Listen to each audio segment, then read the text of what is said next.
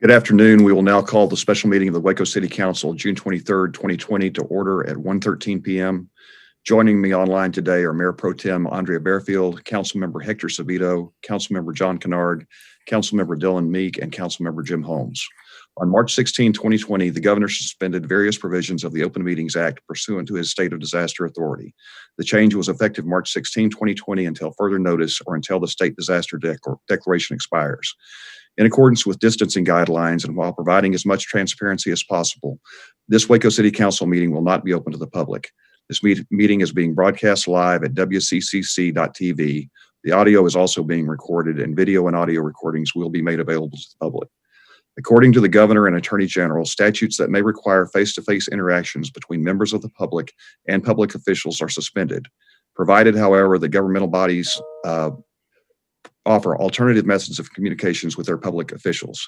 This includes public comment on agenda items. In an effort to allow for as much public comment as possible, those who wish to submit their written comments on a listed agenda item were asked to submit their comments to the city secretary office by 11 a.m. today. The city secretary will read into the record any comments submitted for items on the agenda at the appropriate time. We will begin work session 2020-420, which is consideration and discussion of applicants to fill the City Council District 4 vacancy. Applicants to fill the City Council District 4 vacancy were accepted in the City Secretary's office between June 3rd and June 7th, 2020. 8 applicants are joining us online, and they will be interviewed in the order that their application was filed.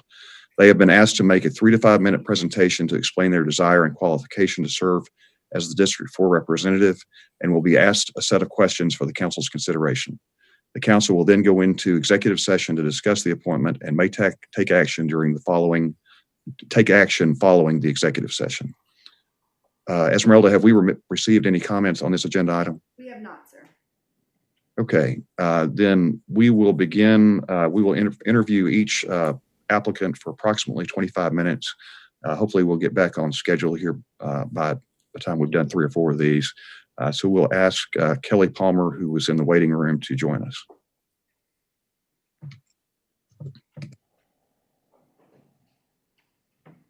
Kelly, are you on? Oh, there. Had to adjust my air conditioner real quick. Right, Good Kelly, afternoon. thank you for joining us, and we'll let you give us your opening comments. Perfect. I'm going to share my screen with y'all if I can figure out how to do that.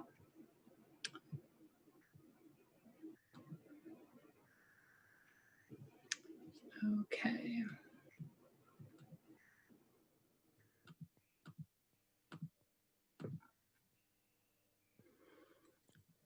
All righty. Can everyone see this?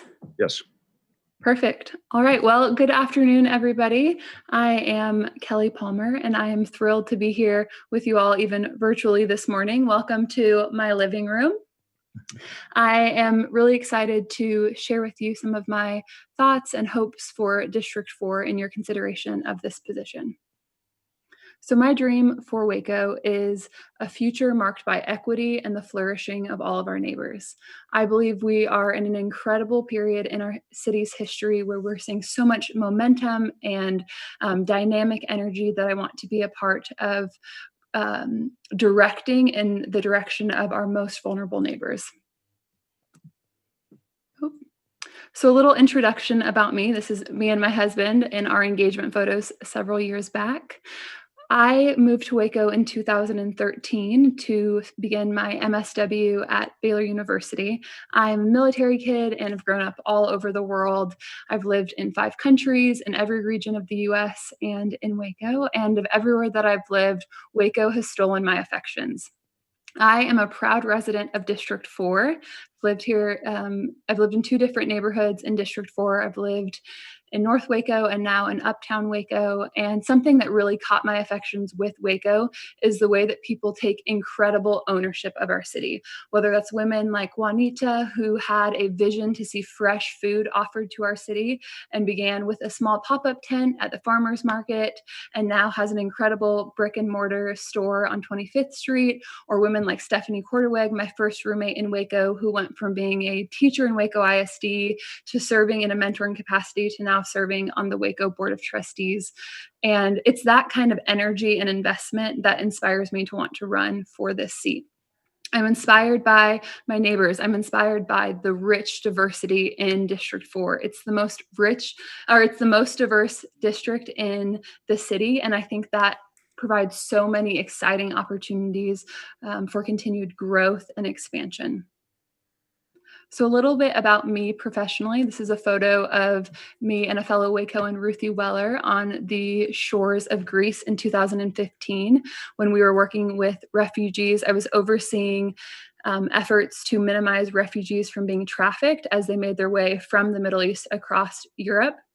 So I've worked in humanitarian aid, I've worked in human trafficking in Washington, D.C., and now in my current role with communities and schools and on the shores of Greece.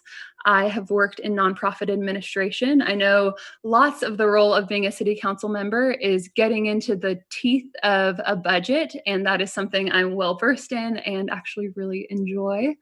I'm also a social work educator. So for the past 2 years, I have been teaching at the Garland School of Social Work at Baylor University, teaching courses on social policy, on equity. And last semester or 2 semesters back, I got to teach a class for freshmen, which was a how to be a Wacoan and how to be a Baylor student. And it was really fun to get to be one of the first people to introduce new residents to our town and show them the beauty of our city. And lastly, I've been a small business owner in Waco. One of the ways that I practice self-care and engage in creativity is through calligraphy.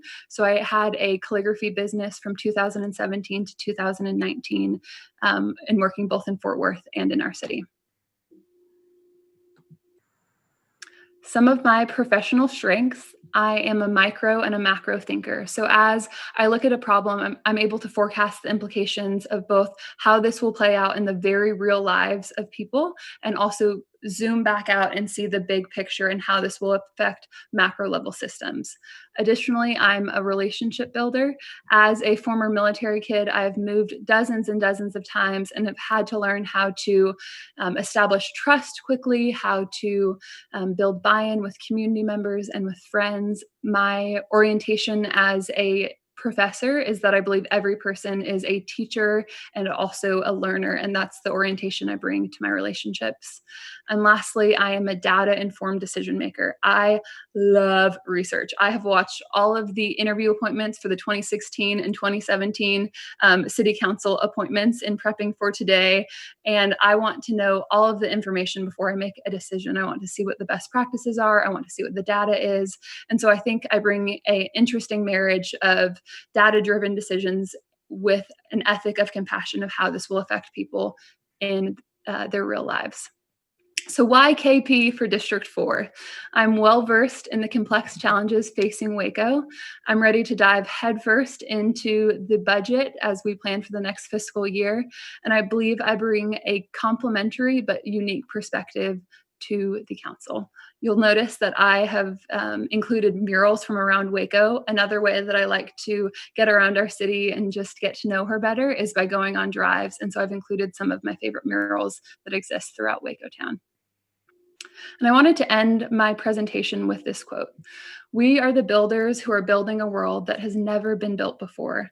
Our city has never gone through a global pandemic of this measure. And as I like to consider this time a portal, the old world of Waco has passed. And so what can we do with this moment in time that we're in? How can we build a more just world? How can we build a more equitable world? How can we build a more beautiful world? So that way we're handing down a future to Waco that better serves all of her residents. So that is the end of my presentation. So I will stop screen sharing with y'all. Great. Kelly, that was outstanding presentation. Thank you for that. We are going to, I've asked Esmeralda to put a clock on us, and we're going to try to hold each of these interviews to 25 minutes so we can get through these and get back on track on a schedule. Okay. So she'll let us know when we get to about 5 minutes before we're out of time. Okay. I will go through the questions that you were given ahead of time, and I know that some of these answers may be slightly repetitive. We understand that. But what do you hope to accomplish as a city council member? Okay, I am going to read you my answers. As a member of the city council, I hope to be a part of citywide efforts to make Waco an incredible place to visit and call home, a place where Wacoans of all identities and demographic backgrounds have access to the resources needed to thrive here. My vision for the city of Waco in the next 10 years is that this decade will be a golden era in our city's history. It will be a time when we've made significant progress on indicators ranging from financial security and education to affordable housing and healthcare. I hope to be a part of maintaining and expanding a strong infrastructure that keeps pace with the city's growth and where we offer best-in-class services needed to maintain Waco, by keeping our neighborhoods clean, our roads well paved, and our water safe to drink. As City Councilwoman, I hope to help move the needle on some of the most pressing issues facing our community, and in the process, make Waco a more equitable place for all of her residents. Those issues are affordable housing, financial security, and COVID-19. Additionally, as I've spoken to many of you in the past few weeks, I have heard repeatedly the importance of maintaining the rich dynamic you share as a council. I hope to be a part of the legacy that you've built, where there's a deep commitment to consensus, tethered by a healthy respect for dialogue. If appointed, I will work hard to build relationships with each of you and earn your trust in our mutual service of the people of Waco. Thank you, Kelly. What are your goals specifically for District 4? My primary goals for District 4 are threefold. First, I want every District 4 constituent to know that I am accessible. I will work to increase resident engagement in our local political processes by building relationships marked by trust, mutuality, and transparency. My goal is to be highly visible and accessible to my neighbors by regularly attending community events, meeting one-on-one with residents, and holding town halls in neighborhoods across the district, thereby meeting residents where they're at. In the past few weeks, I've sat down with a number of my neighbors, listening to their concerns and dreams for our city. What I've heard from constituents is a deep care for our community and the reality that Wacoans experience our city in a number of different ways, which is largely shaped by their zip code, their gender and sexual orientation, their immigration status, the language they speak, their race, and their socioeconomic background. The experience of being a Wacoan is not monolithic. I recognize I experience our city in a way that many of our residents do not. I believe that with this privilege comes a responsibility to do better and work to build a future where all of our neighbors feel safe as they go about their lives in this city. A future where one's intersecting identities don't determine what access one has to a high-paying job, starting a business, or receiving a fair mortgage rate to buy a home. Staying accessible to my constituents not only builds trust, but it keeps my ear to the ground, in tune with the wide variety of lived experiences our neighbors have of the city we love. My second goal for District 4 is to be a part of addressing some of the social issues referenced above that are rooted in inequity and inequality. While there is a relatively small window of time between now and the November election, which I absolutely plan to campaign for, I believe there are still opportunities to be a part of enacting change and promoting the common good, particularly as we finalize the budget for our upcoming fiscal year. And finally, my third goal is to build upon and maximize the wealth of community assets and strengths we have in District 4. Like I said, I'm a proud resident of our district and honored to call it home. One of the ways I believe we can do this is by highlighting and drawing attention to the incredible things that make District 4 the vibrant district that it is. Highlighting restaurants like Baked Bliss that started as a pop-up in Kim Cutler's North Waco home and now has a beautiful storefront where she shares her baked goods.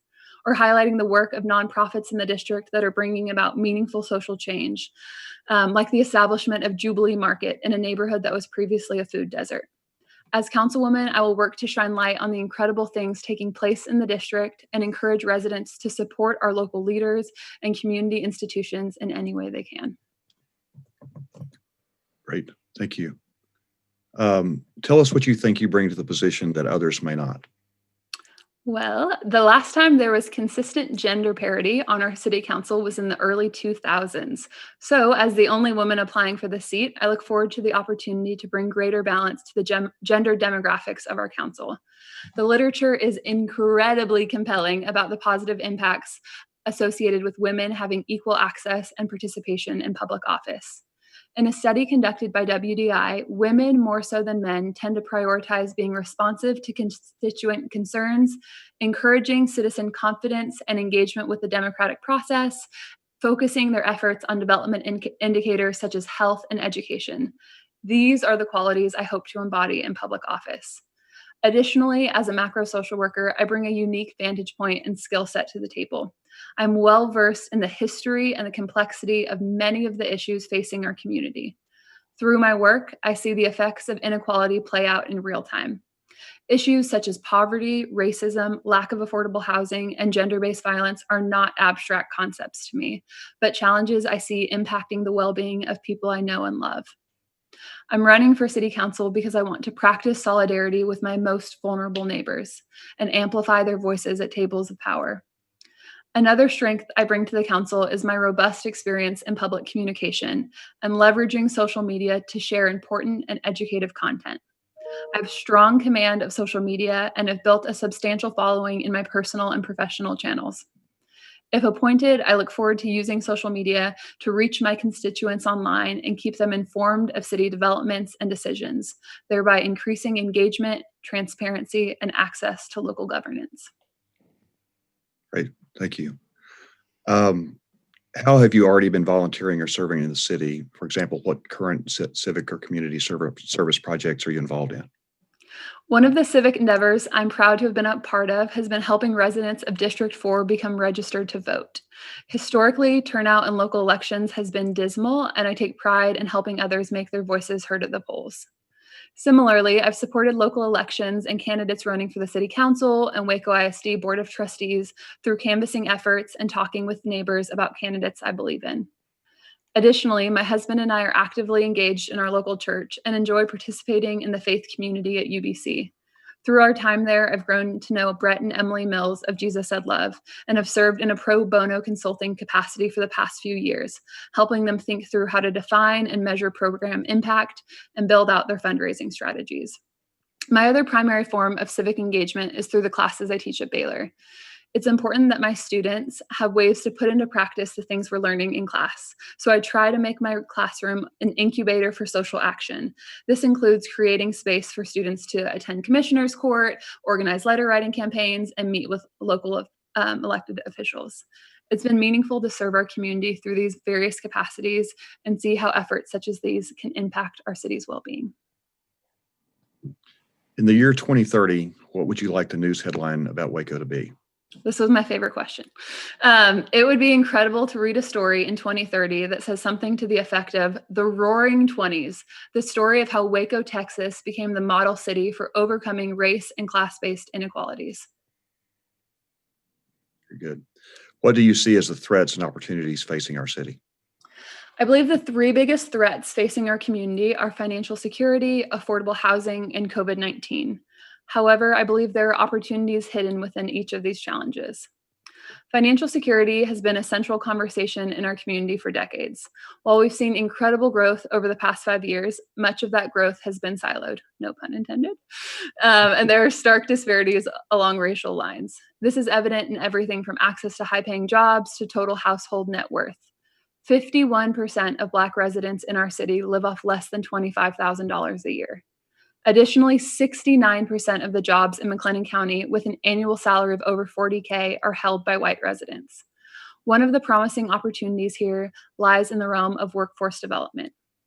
As a city, we can prioritize collaborative efforts through public-private partnerships, bringing together schools and businesses to train up our residents with specialized skill sets needed to access high-paying jobs. In doing so, we connect Wacoans with meaningful work and livable wages while also filling positions that currently remain unfilled in our workforce. Another threat to our city is the lack of sufficient affordable housing. This is a problem I hear repeatedly in the professional circles in which I operate. Local nonprofits spend inordinate amounts of time trying to find adequate short-term and emergency and long-term housing for our clients. This is another issue where we see poverty and race significantly intersect. Many of our city residents are housing burdened, but the rates are most prevalent among our neighbors who are people of color. The percentage of Black and Hispanic homeowners also contrasts significantly with their white counterparts. I believe there are a number of promising opportunities that exist for us in this realm as well, from addressing redlining to allocating further a higher percentage of our budget in this direction. As I reviewed the City of Waco's budget from the past 3 fiscal years, I was surprised to see that we've spent less on housing and community development than on any other budget category. I believe it's worth exploring what other funding opportunities are available to us at the state and federal level. Additionally, the data suggests that mixed income housing developments like that of Barron's Branch are another promising opportunity. And finally, COVID-19. I commend you, Mayor Deaver, and the council at large for the strategic and decisive actions taken this spring to flatten the curve and protect our city. As we continue to learn about COVID-19 and plan for an uncertain future, it's critical we continue to communicate clearly and consistently with our constituents. My experience working on the front lines of a humanitarian aid crisis in 2015 and 2016 has equipped me with the skills needed to effectively lead and prioritize competing values in the midst of a collective crisis. I recognize the incredible challenge it is to prioritize public health while holding in tension the fiscal impact the virus has on our residents and our economy. I believe the opportunity we have here is to strengthen our local economy with a focus of supporting and building capacity for small businesses owned by women and by people of color. By doing so, we work to fortify our local economy and address some of the historic race and gender inequities that exist in our local entrepreneurial network. Great. When you hear about something that concerns you in the city, what steps would you take to see that that concern is resolved? In hearing about something that concerns me in the city, I would turn to a model that's guided much of my professional problem solving in the past. This is a 4-part model of assessment, planning, implementation, and evaluation. In assessment, one of the first things I would do is determine who is affected by the concern and therefore who the stakeholders are. In the classes I teach at Baylor, I emphasize the importance of asking pertinent questions when faced with policy decisions. Questions worth exploring include who benefits from this economically, politically, or otherwise? Who does this potentially harm? And what is the historical context of this issue? After addressing these questions, my next step would be to ask the various stakeholders what their ideas would be to address the issue. In my experience in community organizing, I found that more often than not, people have a wealth of ideas about how to address a problem they face. Once a rough plan has been established, my next step would be to assess whether that person, group, or community has access to the resources they need to pursue their intended solution. And after we've connected stakeholders with the needed resources, a plan would be then implemented. Finally, evaluation would be the last step, evaluating the process overall and examining what went well and what to consider doing differently in the future as we seek to resolve city concerns. Great. If you're not selected for appointment to the District 4 seat, what would you try to do, or what would you do to try to help work on ideas and issues that are important to you? If I was not selected for the position, I would love to be an ally for the appointed council member and partner with them in pursuing the welfare of the district. What do you see as the role of city government in keeping the cost of government down while providing essential services to residents? This was a tricky one. One of my guiding principles is that you can't maximize all values simultaneously. My husband jokes that this is going to be on my gravestone because I say it almost every day. So with that in mind, I think it's important that we recognize what exactly is within our role and purpose and what falls outside of our scope of work. I believe the best way we can provide essential services to our residents while keeping the cost of government down is to primarily operate in a role of oversight and administration. Where it's economically and logistically feasible, I believe it's valuable to back public-private partnerships and create space for local businesses and nonprofits to implement some of the needed city services. Okay, this question was not included in your packet. I think you've already answered it, but I want to be sure we get this information from each candidate, so I'll ask it. Do you plan to run in the November election regardless of whether you are appointed? 1,000%. Okay, thank you. Thank you for your time today. Before we conclude, do you have any additional information regarding your qualifications that you think we should know? Yes, the last thing I wanted to highlight is the central role that cross-disciplinary work has played in my career. In my current position as the anti-trafficking director for communities and schools, I manage a $1.5 million federal grant on behalf of the Heart of Texas Human Trafficking Coalition. Through this role, I work closely with a number of community stakeholders, ranging from law enforcement and healthcare providers to local churches and social service agencies. This has also been the case in the work I've done serving refugees at home and abroad, as I've worked alongside international governments and humanitarian aid organizations. I'm adept at building consensus in multicultural, multinational, and multisectoral settings, and believe this would be an asset to the Council. Because of this, I'm confident that I'm equipped and ready to smoothly transition into this role and serve the people of District 4. Therefore, I appreciate your consideration, your investment, and leadership in our city, and your time today. Thank you. Do you have any questions that you would like to ask the council members present today? If we have time, I would love to hear from any of you. What is the one piece of advice you would have given yourself as a brand new council member? Let's hear from some of the council members. Hi, Kelly, it's Hector. It's good to see you again. I think for me is to learn, and I'm still learning this, that being in public office, you cannot take everything personal, and so I wish I would have taken heed to that. People told me that when I first took office, but I wish I would have taken more heed to it and listened to it more carefully, because it will save you a lot of headaches and sleepless nights. That would be my advice. Good advice. Thank you, Councilman. Anyone else want to jump in on this? I'll say that when I became mayor, Malcolm Duncan Jr., the previous mayor, said two things. One was just what Hector said, which is don't take it personally, and also don't take yourself too seriously. And I think that's really important in this role, either as council member or mayor. And then just keep an open mind, because and listen to your constituents. And I feel based on what you've said so far, that's the way you operate. Awesome. Well, thank you all for your time, and wish you the best of luck in sitting through a million more of these interviews. Yeah, thank you, Kelly. Great Thanks, interview. Kelly. All right, Esmeralda is our next candidate in the waiting room. Yes, sir. It is Rick Allen.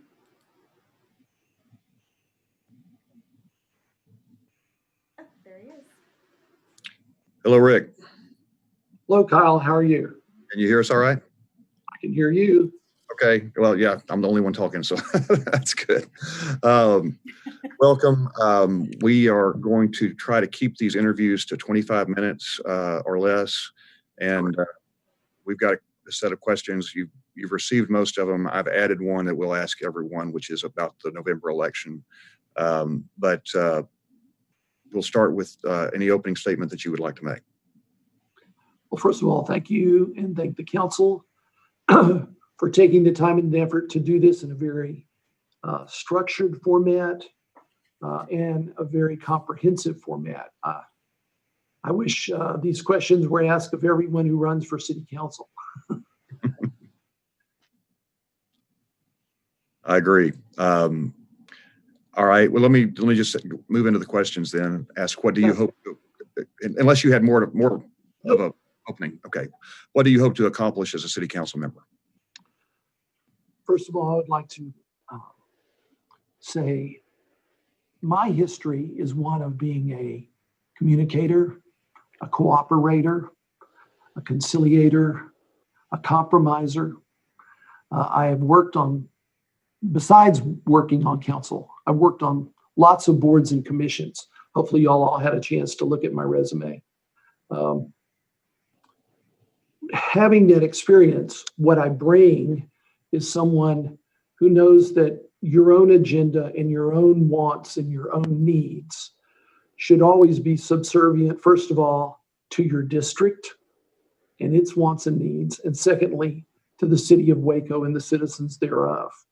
So I enjoy working with others in a council-like setting.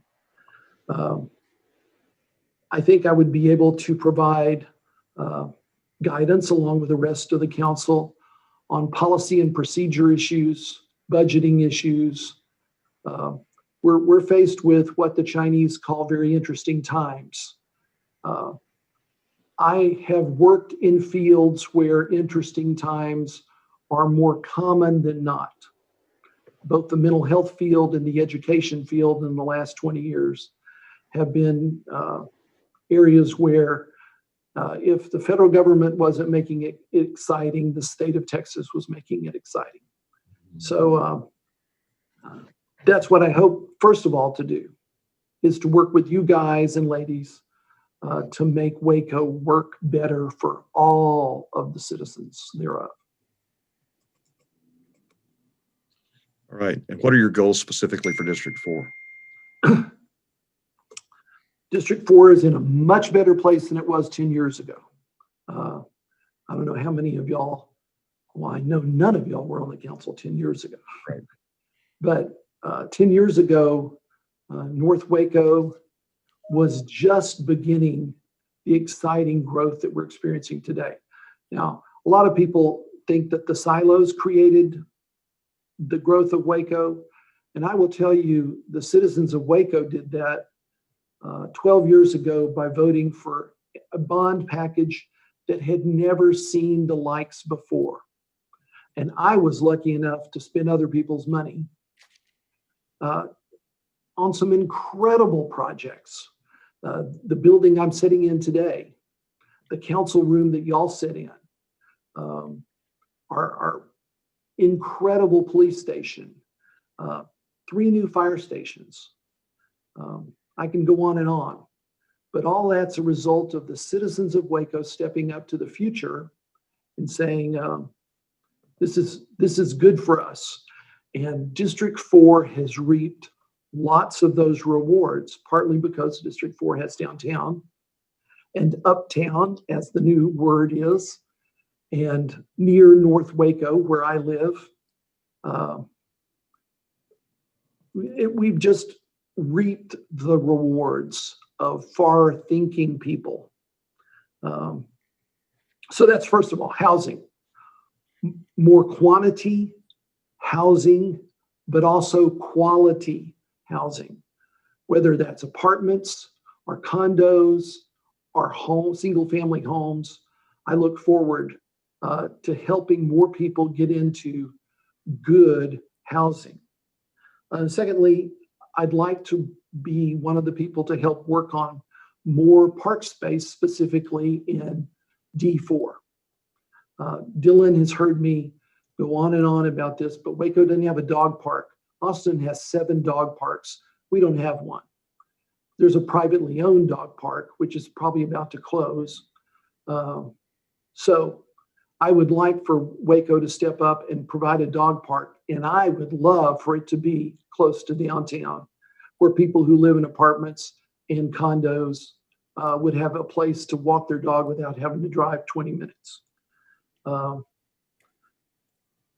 Another goal for District 4, and this is along the lines of what Dylan's been doing, is economic development.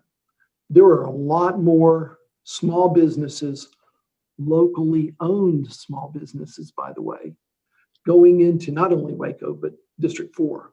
And I look forward to that continued growth, and anything I can do to help the 25th Street corridor or the Herring Street corridor or the 5th Street corridor or downtown or Austin Avenue corridor. I would be excited to work with that kind of stuff.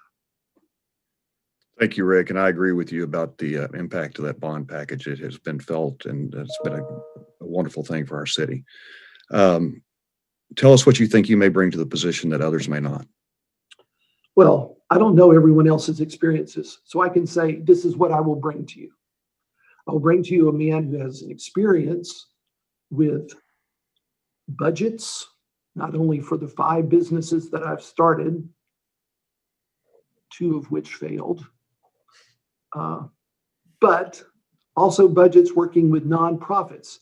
And a city is a little different than a business because it spends money for the good of the people. It's not supposed to be a no-profit, but it's supposed to be a nonprofit. And working in schools, working in hospitals, working with all the different boards I've worked with, from Habitat to CRRC. I am acquainted with budgets and staff reports. Learning how to read reports was a big jump for me when I got on City Council the first time. As Randy Riggs said, learning to find out what they're not telling you in the report is just as important as learning what they are telling you. So that's part of that background. And then secondly, I think I bring, because of my experience with all those boards, with the council previously, with commissions that I've been on, I have a vision for the city that I think is pretty inclusive, pretty broad, pretty future-oriented, and extremely change-oriented. I am not afraid of change. You don't work at Rappaport, you don't work at a psych hospital, you don't work at the Veteran One Stop without learning to live with change. We obviously know about your council service. How else have you been already volunteering or serving in the city? For example, what current civic or community service projects are you involved in? Okay, well, my first project I want to mention was one called Dylan Meek. When Dylan got on council, he had this incredible heart for District 4, and he admitted he knew very little of that heart. But he brought his heart to the table. And what I did was I sat down with Dylan and I said, my job is to help you be a better city councilman than anyone before you. And I don't think anyone will argue with the fact that Dylan has been an incredible city councilman. And Dylan, I take some of the credit for that. I've also worked in the last year as president of Habitat for Humanity Waco. We have hit some really hard times thanks to the federal government and the state government. But with the leadership of John Alexander, and I was on the committee that hired him, I see great days ahead for John and Waco Habitat. I recently been on the Sanger Heights Neighborhood Association Board. We just elected a new president at our last meeting. And so I look forward to him and his leadership. I have been in the past on the Waco Visitors and Heart of Texas Board, as well as the Historic Preservation Commission. I'm currently on the Homeless Coalition, which I don't know if all of y'all know of that. And I'll be bringing a report to the council within the next few weeks as part of the Veterans Committee, the Homeless Committee concerning veterans. And I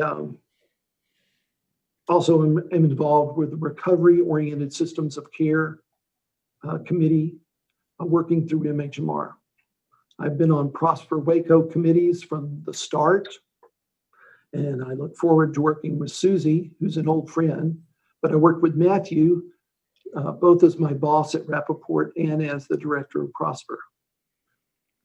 So I think part of why I'm on less boards and commissions than I have ever been on in my life is because about 6 months ago, I started thinking about running for city council before the universe changed. Right. In the year 2030, what would you like the news headline about Waco to be?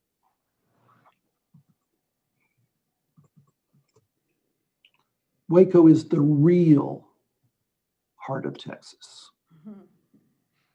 Because Waco is the most diverse mid-sized city in the state of Texas. Because of that, it is also the most fun and exciting place to be in Texas. Come visit us. I like it. What do you see as the threats and opportunities facing our city? Hey, threats first. If I didn't mention the word COVID, you would probably just turn off your pictures right now. Because COVID is a unique threat, both economically and health-wise. I'm hoping to be part of the council's solutions to how we're doing this. I am in full agreement with everything you've done, Kyle, and the council support.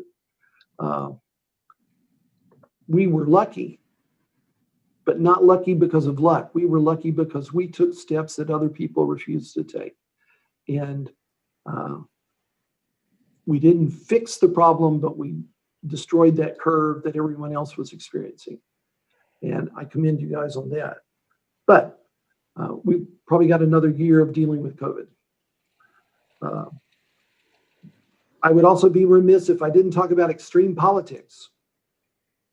That there are extremists on the left and extremists on the right. Now, how you define the word extremist may be different than me. I happen to probably be left of center on almost everything I say and do. Those of y'all who know me know that. But there are people who do not want to work with anybody. And I think one of the things that is a threat is the inability to work with other people. Those people do not need, first of all, they don't need to be on city council or state government or federal government.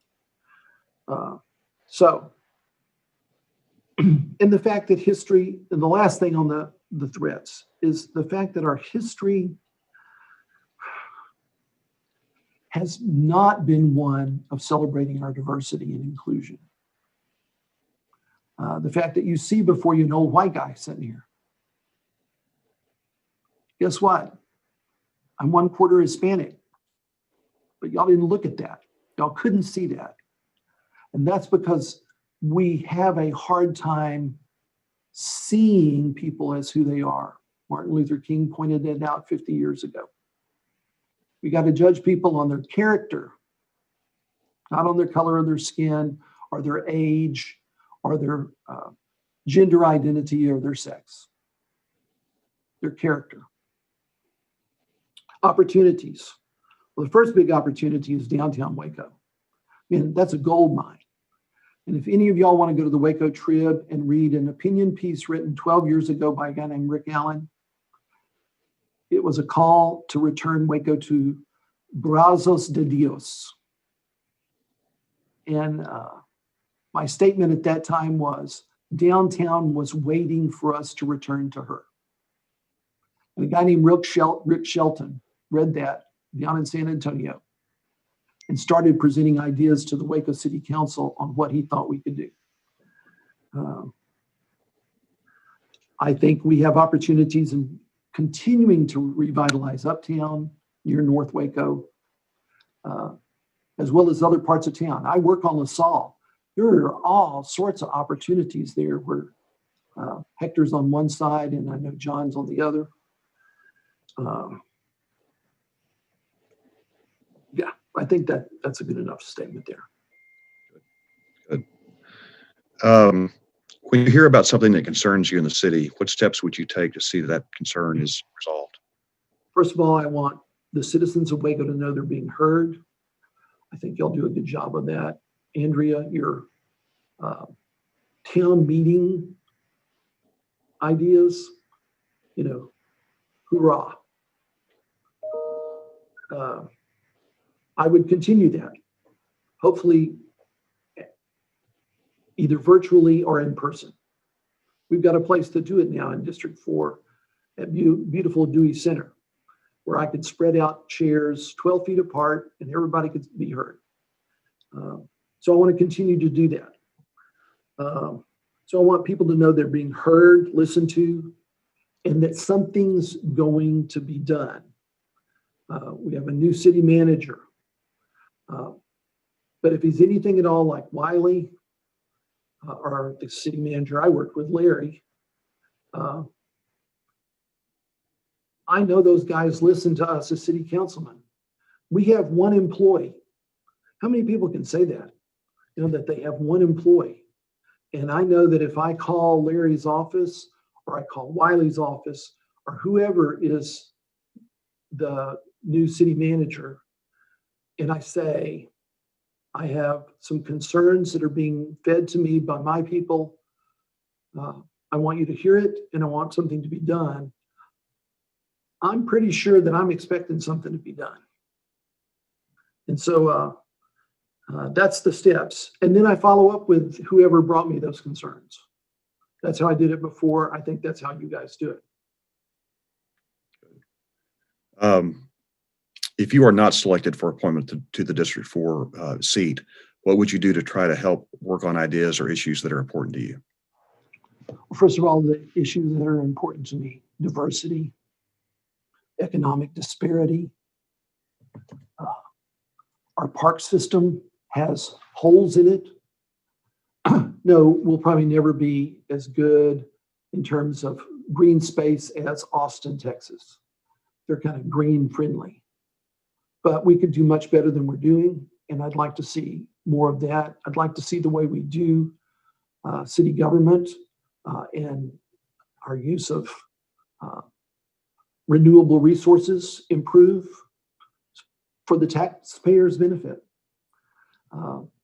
Being able to use the beautiful river that flows through our city, that brings the two sides together. I want to continue to develop that. I worked for 4 years on Elm Street. I have a heart for Elm Street. All the people who have businesses there, all the kids who go to school there. My kids went to J.H. Hines and Carver. I am in love with all of Waco. And I'll be real honest, D4 has my first love. If I was a Mormon, I'd say that's my first wife. Very good. What do you see as the role of city government in keeping the cost of government down while providing essential services to residents? Being good users of the money we have. Again, reminder, we're not to make money. We're not to just spend money.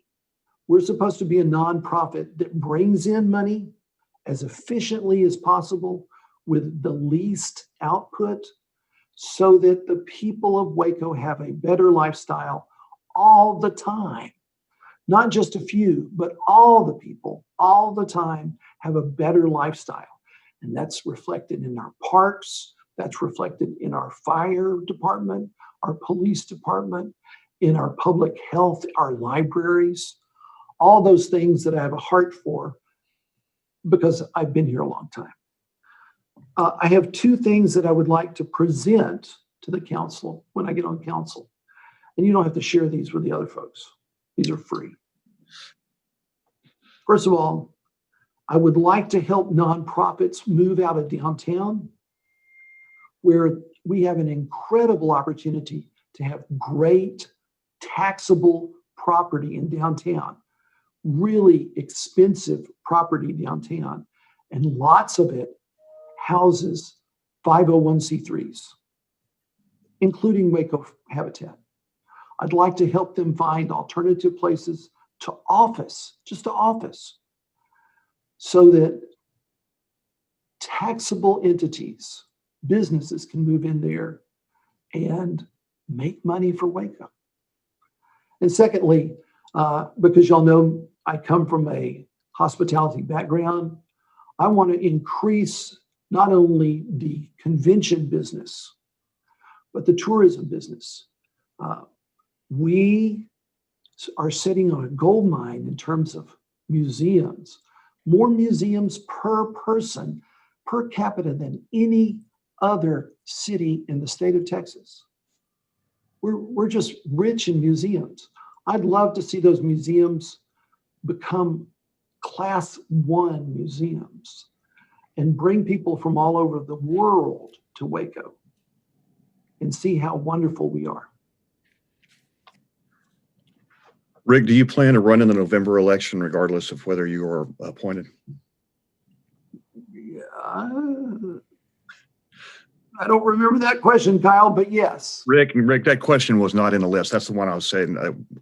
I think we need to ask everyone that, and I apologize for hitting you cold with it. Yeah, because I think it would be silly to be on it for 4 months. Okay. For y'all to go through this process and pick anyone who wouldn't run again. Very good. Well, thank you for your time today. Before we conclude, and we've got about 4 minutes left, do you have any additional information regarding your qualifications for the position that you'd like to share? One that you guys need to know. A lot of people are always caught up in the now, what's happening right now. Having worked in public education, I mean, as a teacher, you invest in a kid's life and there's not going to be any payoff sometimes for 10 years afterwards, maybe 20 years afterwards. I also taught child development out at MCC. So there you're talking about investing in a child that's 1 or 2 years old. Is that investment going to pay off? Well, you just have to trust in the future and say yes. So one of the things is I tend to be a guy who is involved in the long game. I'm a strategic thinker in the sense that I see what could possibly be the outcome of this way down the line after I'm gone. So I'd like y'all to know that that's the kind of person I am. It took 10 years for us to get the Doris Miller Memorial built. 10 years. It took 5 years to get the freaking skate park up and running. Larry Groth and I scouted out that property the last month I was on council. And it was 5 years later it was up and running. So I'm in it for the long run. Great, great. Esmeralda, I believe that's all the time we have. Is that correct? We're at 23 minutes. Well, okay, we have 2 minutes left. Do you have any questions you'd like to ask any of the council members? Well, I ask the council members if they have any questions. Any further? Hardball. All right. No shaking their heads. All right. Rick, thank you very much for joining us this morning or this afternoon. And thank you for all that you've done for Waco over the years. Appreciate your council service. Council, thank y'all. Yeah, All right. thanks, Rick. Thank you.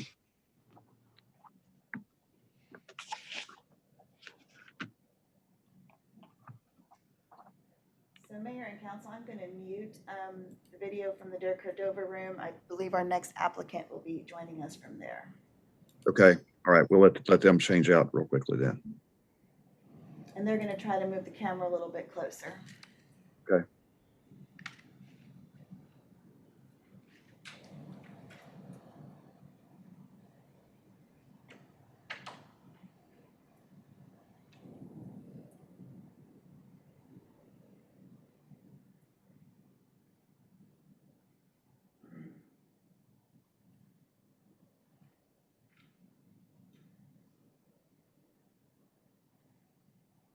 So council members, would you like to take a 5-minute break? Or do you want to just go right in as soon as he's here? Maybe halfway through. Yeah. That's what I was thinking. If y'all are good, Yeah. we'll wait until after we've done 4, we'll do that a little bit longer. Thank you. Sounds good.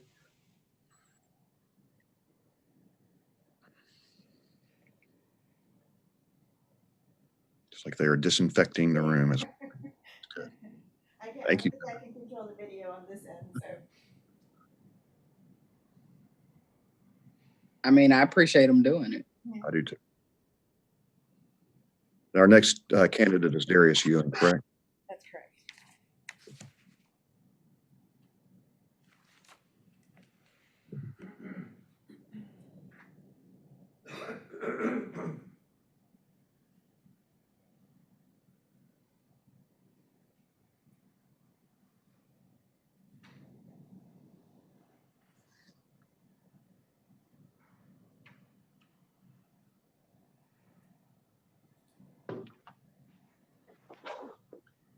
All right. Good afternoon, Darius. Thank you for joining us. No problem. Thank you guys so much for your time. You bet. So we are going to keep these, try to keep these interviews to 25 minutes. I have added a question about your plans to run for the November election that was not on your list, not on the list, but I think we need to know from everybody. But if you'd like to begin with a short opening comment, or make it as long as you want to, it'll just affect how much time we can spend with the questions. Please go ahead. Definitely. I have everything typed out just because I want to honor your guys' time. And if I don't have that typed out, I'm going to go really long. So I'm going to do my best to stick to the script. And if I met with you this week, I apologize for the dead horse that's going to be beat during this time. But I'll jump right in. Hello, my name is Darius. I want to first thank the City Council and Mayor for your time today and for the work you've done in the City of Waco in recent years, allowing for tangible results to be seen as we continue to grow and seek to do so in healthy and sustainable ways. So thank you guys for that. I've lived in Waco for the last 8 years and in District 4 for the last 4 years. In that time, I began working at Rydell Real Estate. It's a real estate holdings and development company focused on what we call Uptown. Through strategic partnerships with local businesses and meeting with community stakeholders like Jimmy Doral to gain insight into how to redevelop an area and do it in an equitable way, we were able to see the area from 18th to 25th Street go from the stoplight between downtown and Castle Heights into a thriving neighborhood. Being a part of a small team that worked to bring about that growth and working hand in hand with the city during the building process for our developments and renovations helped increase my knowledge of key city functions. Doing so while living with someone who was the coordinator for an initiative for Prosper Waco and another who worked for Startup Waco was also something that inspired me to seek greater civic involvement and continuing to develop and empower our city and our small businesses. But it was in that time working to bring about change in my day job and doing so alongside the councilman for District 4 that I began to truly understand the value of local government and representation. Having the knowledge of city services and city functions readily and easily available made it something that I wanted to take a bigger part of, in part because it was no longer this complicated government entity, but rather realizing that it's people from our community and from our neighborhoods that were working to better the lives of those who live here. What I gathered in that time, more than understanding that I could petition for a street light or send an email to get a pothole filled, and Deidre, if you are listening or watching, I want to take this time to apologize for the number of emails I've sent in regards to getting potholes filled. What I learned in that time more than that was that government on a local level impacted my daily life far more than government at any other level could. Spending the last 4 years living in District 4 and working in District 4, I've seen firsthand how much city government impacts a community and how quickly it can do so. Before I was married, my wife and I would always kick around the idea of moving to a bigger city and settling down and having children and then possibly maybe moving back to Waco at that time. However, in the time that's passed, since it's become clear that the impact we can have and that I can have as an individual citizen is so much greater here in Waco than it would be anywhere else. And I firmly believe the time for me to seek this seat is now. I'm committed first to seeking to learn from the current council and hopefully using what experience I do have in life and professionally to be an asset, bringing a new perspective to the fantastic job you all have done and are continuing to do. I want to work with and for the people of District 4 and strive to improve quality of life across the board. However, I understand that isn't done by the District 4 seat alone. We need collaborative citywide efforts to improve the lives of all of our constituents. I'm greatly excited at the possibility to work toward that as I continue to learn and grow. And in conclusion, I'm truly, truly humbled at the opportunity today to sit in front of you all and be considered for this seat. And I believe that through my experiences, I'm uniquely qualified and suited for this council seat in District 4 specifically. I'd be thrilled to represent such a racially and culturally diverse district and be a voice for those who reside here. Thank you. Thank you, Darius. We'll move into the questions. What do you hope to accomplish as a city council member? Definitely. I think there are a couple of main things. First, I want the general public in District 4 and beyond to have the same access and experience that I had while working alongside a city councilman.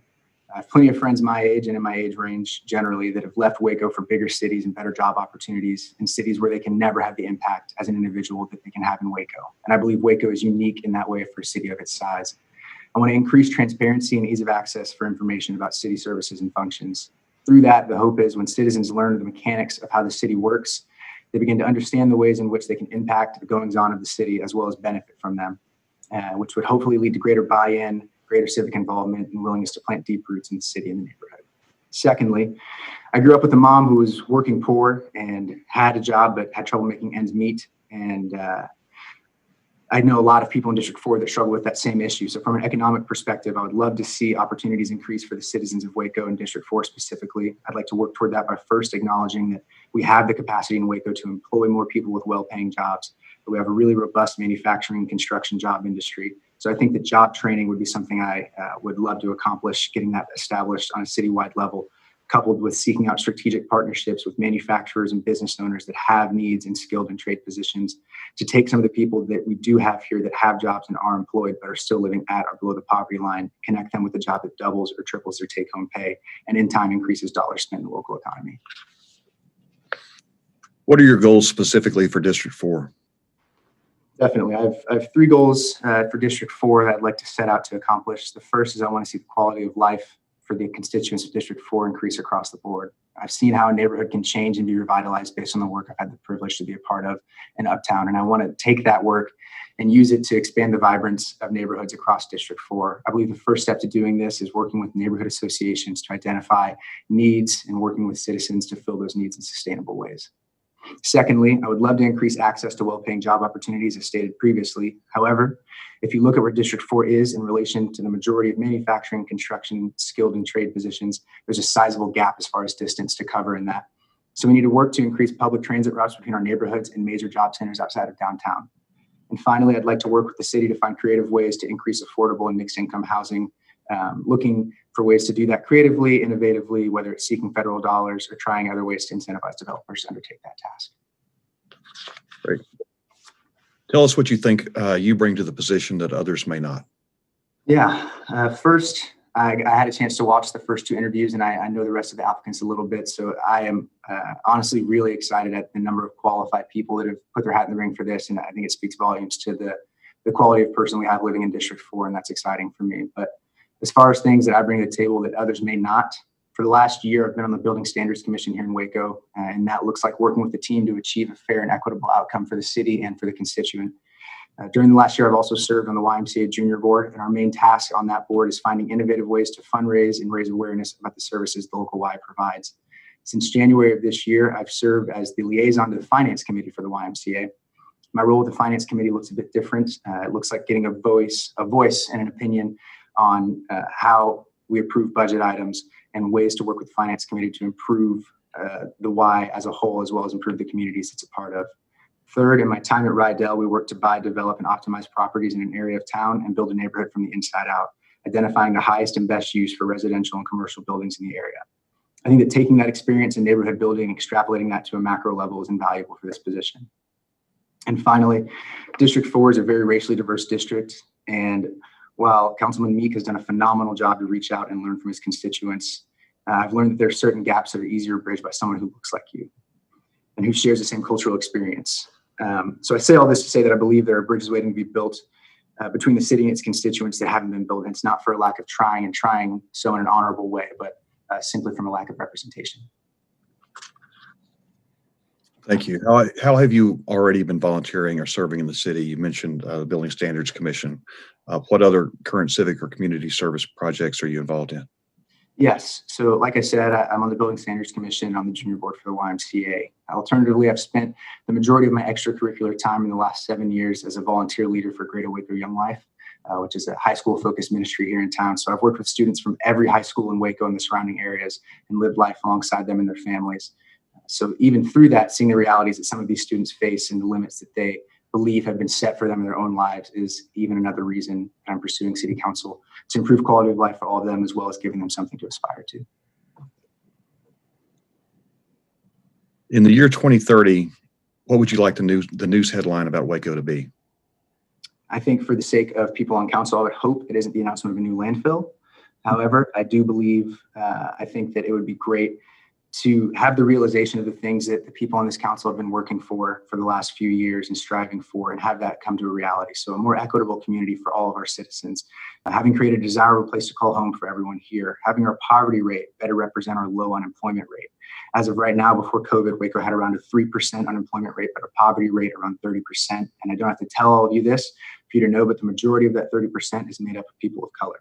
So working to bridge the wage gap and having successfully created opportunity for economic mobility for all of our citizens. Finally, being a city that's built from the inside out and having families living within the core of the city, being a part of that tax base, and with Waco ISD public schools being just as desirable as the surrounding districts. Great. What do you see as the threats and opportunities facing our city? Yeah, I'll say that I believe that people on council currently have made great strides in addressing and working to eliminate threats that we would otherwise have faced. And that if you look specifically now across the country, cities comparable to ours are facing. For instance, I know that Waco's gone above and beyond to institute policies in our police force that bridges gaps between law enforcement and the communities they serve. However, I do see issues in housing, obviously, and Waco's poverty rate that impacts people of color specifically, as I mentioned before. I see issues with opportunities I see these issues, and with those issues come opportunities to solve the issues and improve our communities. So I think with that, we have an opportunity to seek innovative ways to bridge the wage gap for those who are currently employed but living at or below the poverty line. We have an opportunity to incentivize developers from out of town or locally or otherwise to create and allow for mixed income housing. I've been in housing for the last 4 years, and I know how difficult it is to navigate the red tape for federal subsidies. And I know how much the people with the money to do those developments want that to be as simple as possible before doing so. So I think if the city can take steps to make that process as easy as possible, they'd be more than happy to know that as long as their check's going to clear the same way, that they can undertake this development. I think we have an opportunity to partner with companies with well-paying skilled and trade positions that need to be filled and look into what it looks like to fund job training programs to connect our citizens with well-paying jobs and increase economic mobility for our constituents. More immediately, looking at what's right in front of us in the nation at large, obviously we're dealing with the COVID-19 pandemic.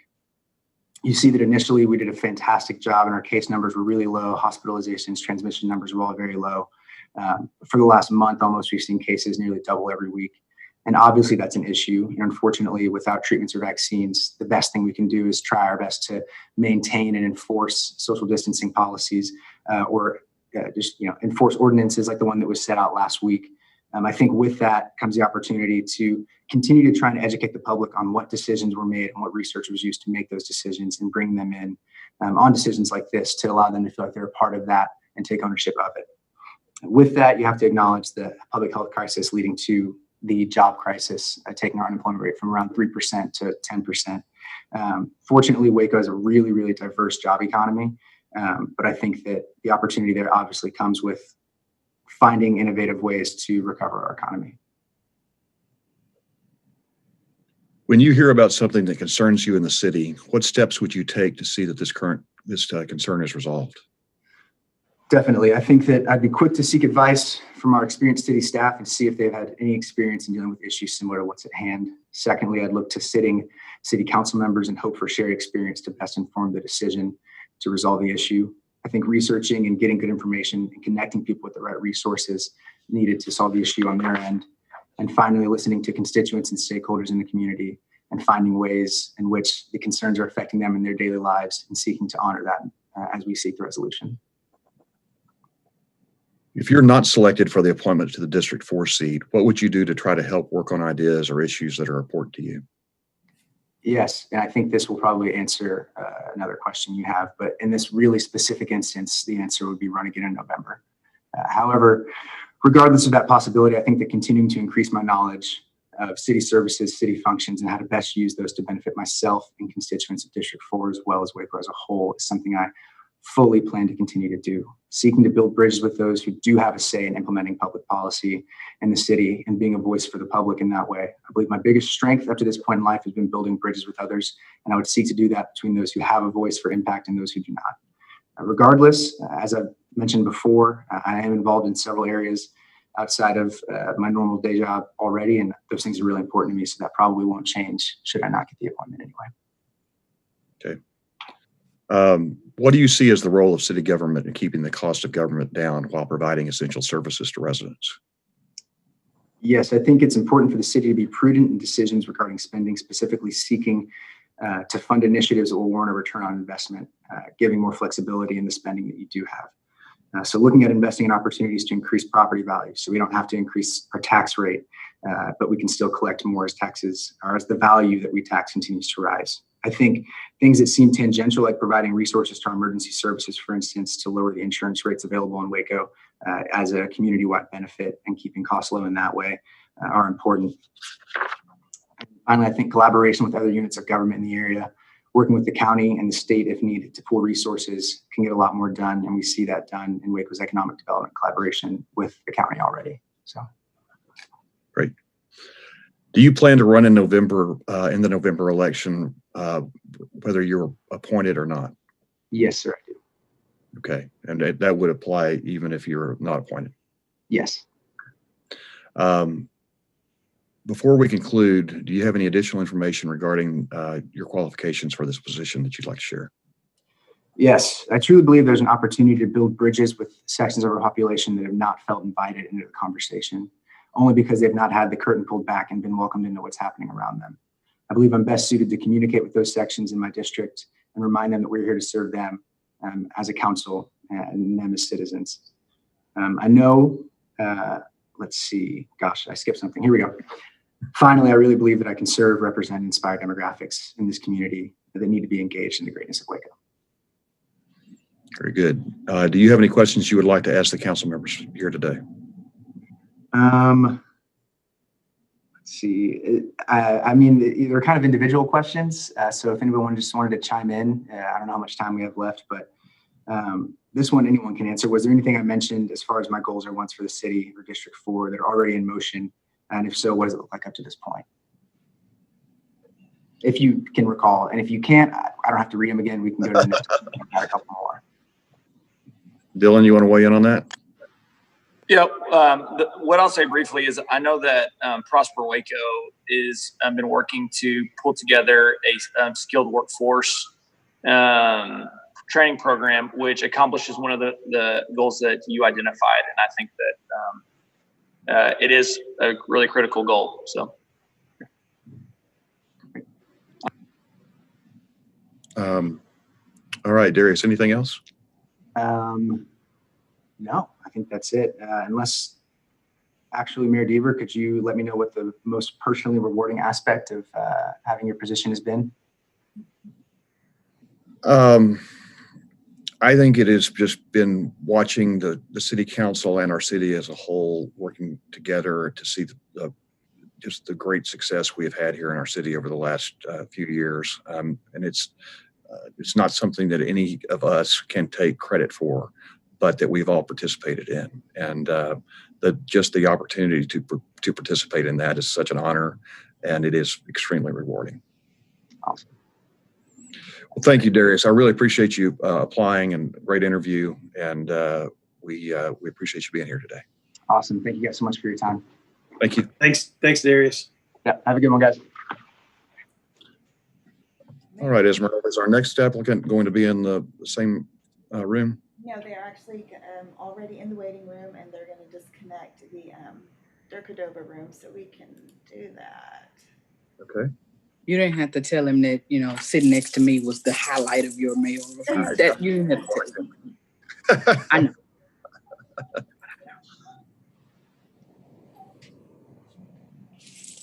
Clearly the correct answer, though. Last time,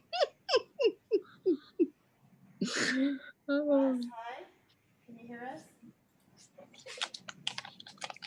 Well, Ross, can you hear us? Not yet. He's connecting. Connecting to audio. Okay, there we go. All right, Ross, can you hear us now? Have a good one, guys. Ross, can you hear us now? I can hear you. Can you hear me? Yes, very good. Welcome. We are going to try to keep these interviews to about 25 minutes. We have added a question that it was not on your original list, which is whether you plan to run for the city council, regardless of whether you are appointed. So we'll get to that question down the road, but I wanted to get that information from each candidate. So thank you very much for applying for this position. And you've seen the list of questions. We'll give you a chance to make some opening remarks first. Absolutely. First off, just let me say thank you for letting me be a part of this, for y'all's service to the city. Some of you I've had the chance to know and work with, others I have not. So I thought I'd start just by giving you a brief introduction to my time in Waco and being a citizen here. Like many transplants to Waco, I'm originally from Houston. My time began attending Baylor University, started in 2002. And after graduating, my wife and I, we moved overseas very briefly for a year, and then moved back for me to attend Truett Seminary. And it was really during this time that we began, I think, to be a part of the broader Waco community versus just sort of the Baylor world of Waco. And it was really with this that we found so many things that we found valuable about Waco, and that we really kind of drew us to kind of plant our roots here. So these aren't secrets to y'all, but we have this great aspects that contribute to our quality of life: low cost of living, access to outdoor opportunities, and also just a real community mindedness that I think we sensed from very early on, that if you were interested in contributing to the growth and improvement of the city, that you were welcome in that. And so that was very appealing to us. We also saw some things that we thought we could, in our own small way, be a part of, sort of helping. And one of the sort of key things that we found that stood out to us, let me say, is the poverty rate being much higher in Waco than across Texas and peer cities. And we just felt like that was something that was indicative of many other realities, and that we wanted to help in that. And so in the years sort of since our return to Waco in 2008, we've sort of planted our roots in our family here. We have 3 children, the oldest of whom will be starting at Hillcrest in kindergarten in the fall. And so we're excited about that. We own 2 local small businesses here in town that we find very valuable in being able to give back in terms of sort of civic involvement. I've had the chance to be on the Parks Board and actually serve on the Plan Commission currently. And so really value the ability to engage with citizens and help advocate for citizens on those boards. We, through our businesses, support a variety of community events with Waco Paddle Company. We, if you've ever seen an event go off on the river that have lifeguards, those are our kayaks out there, and we gladly send those out just as part of being good community citizens. We partner heavily with Keep Waco Beautiful on river cleanups and promoting sort of just a good stewardship of green spaces along the river and just Waco in general. And then we actually, Bear Mountain adopted Brazos Park East under their program as well. So we're once we're able to do that, we'll start doing some cleanups there as well. And so this kind of is my background that brings us here today as to why I wanted to put my name forward for the appointment. We have lived in District 4 for 5 years and lived in District 3 in the Brookview neighborhood just outside District 4 for 6 years prior to that. You know, if selected for the District 4 seat, I've identified really one primary thing that I think is most important. It is both specific to District 4 and to our city, and goes back to the poverty rate. And that's the subject of economic growth. I believe that we as a city really need to continue our emphasis on economic growth that has a focus on it being quality growth, sustainable growth, and equitable growth. We've made progress in recent years on poverty rates and median income. Obviously, with COVID-19, that we stand to have some makeup work to do, and seeing how that works. The way I see that we can address that is focusing on just attracting, growing more career level, high paying jobs, be that in high school manufacturing, services economies, technologies, places where we know that people, citizens of Waco that receive positions in those fields will be able to not just exist, but thrive and support families on those wages. I also think in District 4, given its diversity in terms of being both core of the city neighborhoods as well as downtown, we have unique opportunities in the downtown, uptown area, continuing to encourage redevelopment of those properties, attracting businesses and entrepreneurs to that area of the city. In the same right, in the core neighborhoods, bringing about continued sort of infill development, encouraging home ownership, in those neighborhoods so that we see people that have a vested interest and a long-term mind to what happens in the core of our city. And that if we can continue to see more development there, that also will place less stress upon the resources that we have as a city in servicing those citizens. The why behind that, I think, is self-evident.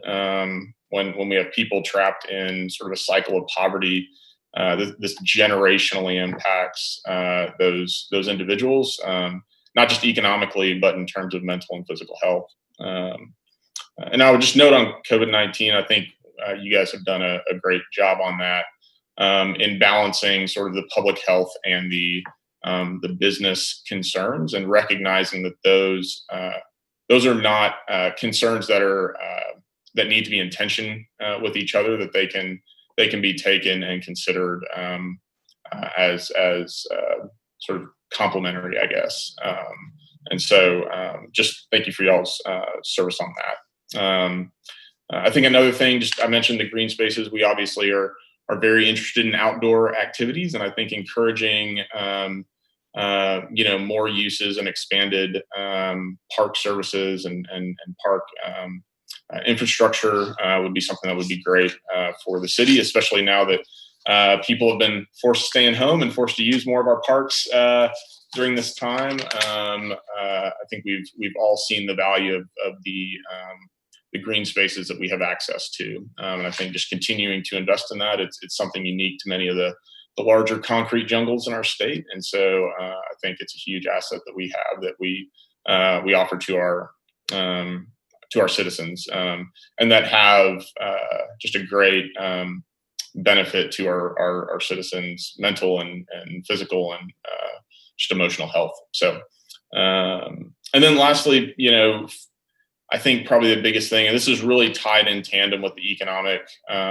growth component, but being a part of the conversation of how do we increase equity and outcomes for all members of our community, and in every sort of facet of our community, is something I'm very interested in coming alongside with. I totally understand that I do not have every bit of experience and background and personal life experience that can speak to that, but it is something I am fully in support of and want to see for every one of our people that live here, regardless of background. So that's sort of intro to me, sort of the high points, I guess, and we can move on to the questions. So. Great, Ross. Thank you. So some of these questions you've addressed partially, and feel free to make your answers as brief as you want to. I guess we've got about 15 minutes left. Is that about right, Esmeralda? Yes. Okay. So just keep that in mind. What do you hope to accomplish as a city council member? So to really to recap what we've talked about, I think economic growth, attracting new businesses, encouraging growth of existing businesses is a huge priority. There's so many things that are not just economically focused, that are related to health in that sphere, that when you can support your family reliably, there's a whole lot of other parts of life that get better. Economic growth is a big part. And then, the health and wellness component, and then the larger conversation around justice and equality, and are our systems working for everyone of the people who live in Waco, would be sort of the primary things. Yeah. Great. What are your goals specifically for District 4? Yeah, so the things I've mentioned absolutely apply to District 4. I think the things that are more specific to the district would be, we have, the sections of the downtown as well as the uptown district that we've seen some really incredible redevelopment and vibrancy that have been brought to that area. To think about just the area where Pinewood Coffee is, and to think about the amount of activity that goes around there, the amount of sort of community building and conversation and that occurs there, and that was non-existent 5 years ago. It is incredible.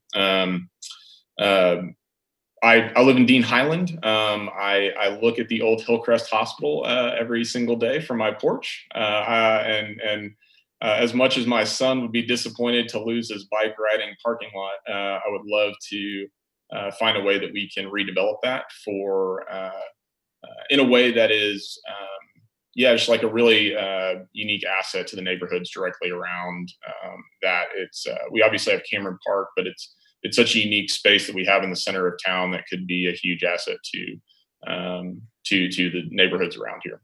And then, as it pertains to these traditional neighborhoods, balancing redevelopment and infill development while avoiding sort of a, not to overuse the term, but a gentrification of those neighborhoods is really important to me. I think the people that have established themselves in those neighborhoods, being able to find a way that they can continue to live there and also have development go on alongside is really valuable and important for the district. So, tell us what you think you bring to the position that others may not.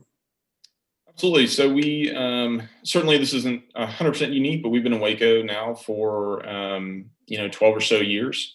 And over that time, I've just had a broad experience both in nonprofit and for-profit worlds and the communities. I've had the opportunity to serve in a variety of city boards, commissions, and so that's just a component of my experience. I think specifically around the time we're in this moment, being a small business owner, navigating COVID-19 and what that means for being a good steward of the business and our employees and our customers is something that is a very here and now thing that I bring to the table. And then just generally, this is not something that would have necessarily come out in that, but my mind operates very analytically. And so that's not to say others do not, but rely upon data, relying upon sort of the information we have versus, just sort of, emotion or gut instinct, and listening to experts would be a priority of mine. So great. You mentioned a little bit of this already, but how have you already been volunteering or serving in the city? For example, what current civic or community service projects are you involved in? Absolutely. Yeah. So I serve on the Planning Commission currently, was on the Parks Board prior to that. And then, the primary other way is we really seek to have, as small business owners, have the businesses give back to the community. So I mentioned a lot of the ways that we do that around Waco Paddle Company and Bear Mountain. There's tons of other very much smaller ways that we do that, just in terms of supporting supporting nonprofits through gifts and things like that. And so we are we really seek in every way to support those organizations that we partner with and that support the city. So. In the year 2030, what would you like the new news headline to be about Waco? Yeah, I think what I would love to see would be a headline that calls out that we've actually continued to make some real progress on improving, median income and poverty rate for the city. I think that those statistics are just, I think, such indicators to me of the welfare of our city. And so would like to see that, would like to see us to have become really known as a small business entrepreneurial hub. I think we're on the way to that, but to continue to have that be a identifier of our city. And then also wrapped up in all that for the conversation from those looking outside, looking in to see that this was really a community effort, that it was a rallying of all members of the community and city to achieve these goals. So, what do you see as the threats and opportunities facing our city? As I've spoken about, I think, one threat is sort of persistent economic inequality or lack of opportunity. I think ultimately, even if that doesn't touch you directly, it touches you by holding back everyone. If we have a large proportion of our city that is not experiencing wealth and prosperity in the same manner. So I think that's a big threat. Obviously, COVID-19 can be it's yet to be seen what that looks like. We derive a lot of business from tourist traffic, and if that is something that is permanently impacted, then we certainly will have to determine, how do we make that up as part of our broader economic sort of picture. So, and then, I think, in terms of opportunities, we are uniquely positioned, I think, in the state, as has been noted many times. I think we have, given our low cost of living, our proximity to larger cities, there are a lot of opportunities for especially young professionals as work from home becomes perhaps more normative to attract people to our city who would not otherwise have been able to live here because businesses or industries were located in other locales, and so providing the ability to bring more people into town who would not otherwise have been able to be here because of sort of general trends in that direction. So, very good. When you hear about something that concerns you in the city, what steps would you take to see that concern is resolved? I think the first step is to reach out to the community stakeholders and who have expressed that and who have an interest around that. I think speaking to members of council, former members of council, getting historical context on that issue is really important. To know what has been done, what is being done, and then from there, once sort of that information has been gathered, coming back together with key folks both in the city and in the nonprofit, for-profit community, and working towards a consensus on how to move forward. So. Very good. If you're not selected for appointment to the District 4 seat, what would you do to try to help work on ideas or issues that are important to you? Absolutely. So I fully would plan to continue on the Plan Commission. Our business would continue to do what we do. Also with our son, who is the oldest of three, starting Waco SD here shortly, we fully plan to invest in the district and in the schools that we go to and in any way that we can there. So that's equally the way our school district educates and the opportunity it provides to its students is equally important to us. And so those would be sort of probably the primary ways I could say we would be continuing to serve here. So. Great. What do you see as the role of city government in keeping the cost of government down while providing essential services to residents? Absolutely.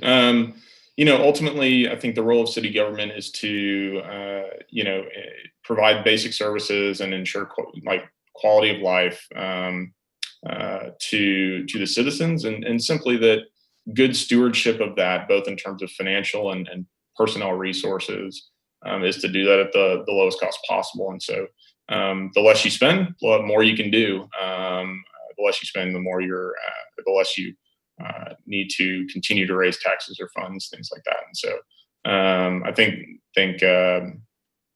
that's sort of a basic answer to the question, but by just properly stewarding those resources and providing services to all parties involved at an equal rate, that would be the role of city government. So.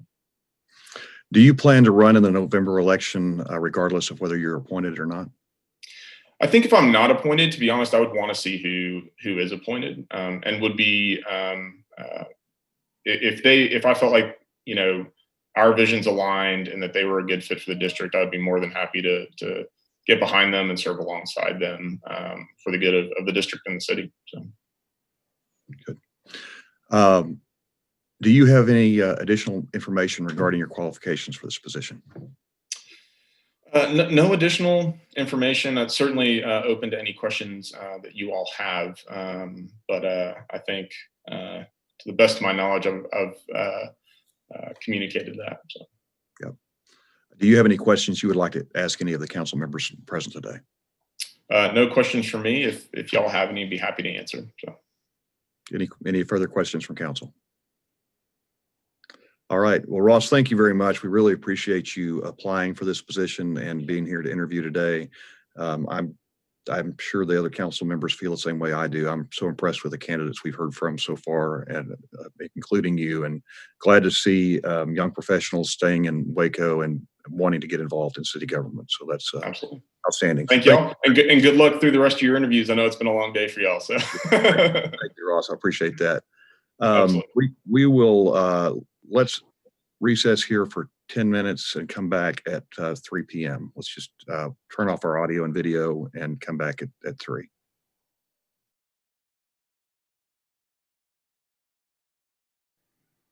Good afternoon. We'll now reconvene our session. Our next candidate will be Jose Villanueva. Esmeralda, is he in the waiting room? He is. He's connecting. And he is there. Hi, Jose. Hello. Hello, Jose. Welcome. Hi. Thanks. So we're going to try to keep this interview to under 25 minutes. Okay. I have added a question regarding the election in November, which was not in your packet, but which we're asking all the candidates, and it's toward the end. Okay. But we'll ask if you'd like to start with some opening comments, and then we'll get into the questions. Okay. Well, I don't know if you've got my resume in front of you or my addendum, but I've been pretty much in public service since I left law school, even before I left law school. Legal aid, MALDEF, and then clerking for a Supreme Court, and then prosecution, and then a defense. But as I've been, on the private side, I've focused on city issues. When I first moved to Coolidge, that next year I was voted onto the city council, and I served there for 7 years. And then I moved to Waco, and immediately got the next year got put on the Building Standards Commission, and I've been on commissions pretty much ever since. My issues are, well, just back up. My inspiration in my life generally has been two fictional characters. First of all, from a legal perspective, Atticus Finch in To Kill a Mockingbird, not in To Set a Watchman, but also Jimmy Stewart in It's a Wonderful Life. Those two characters are basically what I emulate in my life. And so from that perspective, it's all about giving back and always putting the public ahead of myself. So with that in mind, my issues are basically racial equity, making sure that the disadvantaged aren't left behind. And that's pretty much it. Everything else comes from there, whether it's housing or, redistricting or criminal defense or promoting racial equity. It's all about that. So I guess you can go on to the questions if you want. Okay, thank you. What do you hope to accomplish as a city council member? Well, I've been in the trenches, as I described. So I'd like to be on the policy side of things. And I'd like to basically design policies, implement policies to root out all kinds of systemic racism in city government throughout the city, promote inclusion in all aspects of whether it's programming or hiring or any kind of reform policies that will basically consider whatever program we're looking at through a race and equity lens and figure out if the program as designed or implemented actually creates equity or eliminates disparity, and coming up with mechanisms to measure that against a desired result, make sure that the desired result actually is equitable, and then tinker with it to see if it's working, and if it's not working, fix the problem where it's coming up. And a lot of times that includes basically eliminating discretionary actions. A lot of times, because people are subconsciously biased, and every one of us is, every single one of us, our systems have to be designed so that they eliminate that piece. And so the more discretion you give the actor who's gotten the position of authority to implement that kind of thing, the more you let bias creep in subconsciously.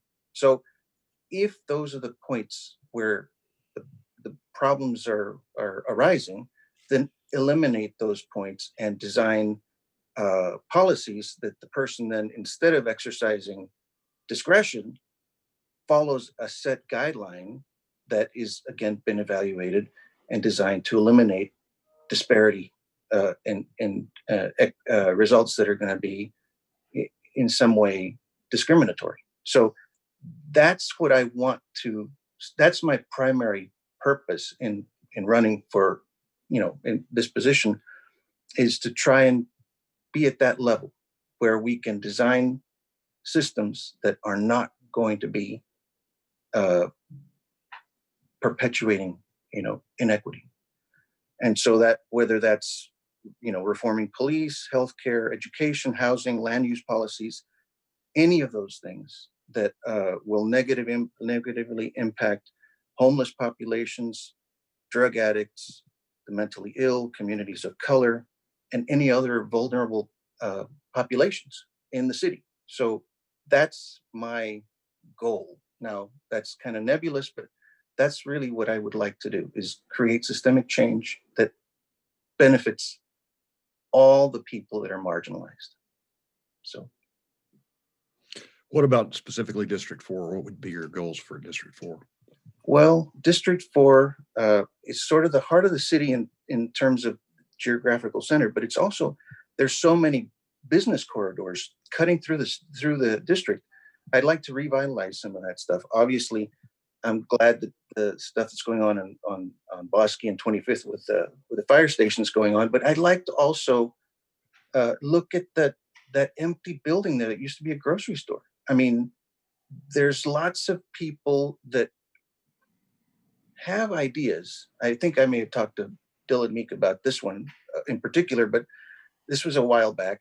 I was thinking, I don't know if you guys have ever been on the border and some of the towns right there on the river. I grew up in McAllen, so Reynosa and Matamoros, they have markets, open air markets right there, where everybody's got a little stall and they all have their artisanal wares, if you will.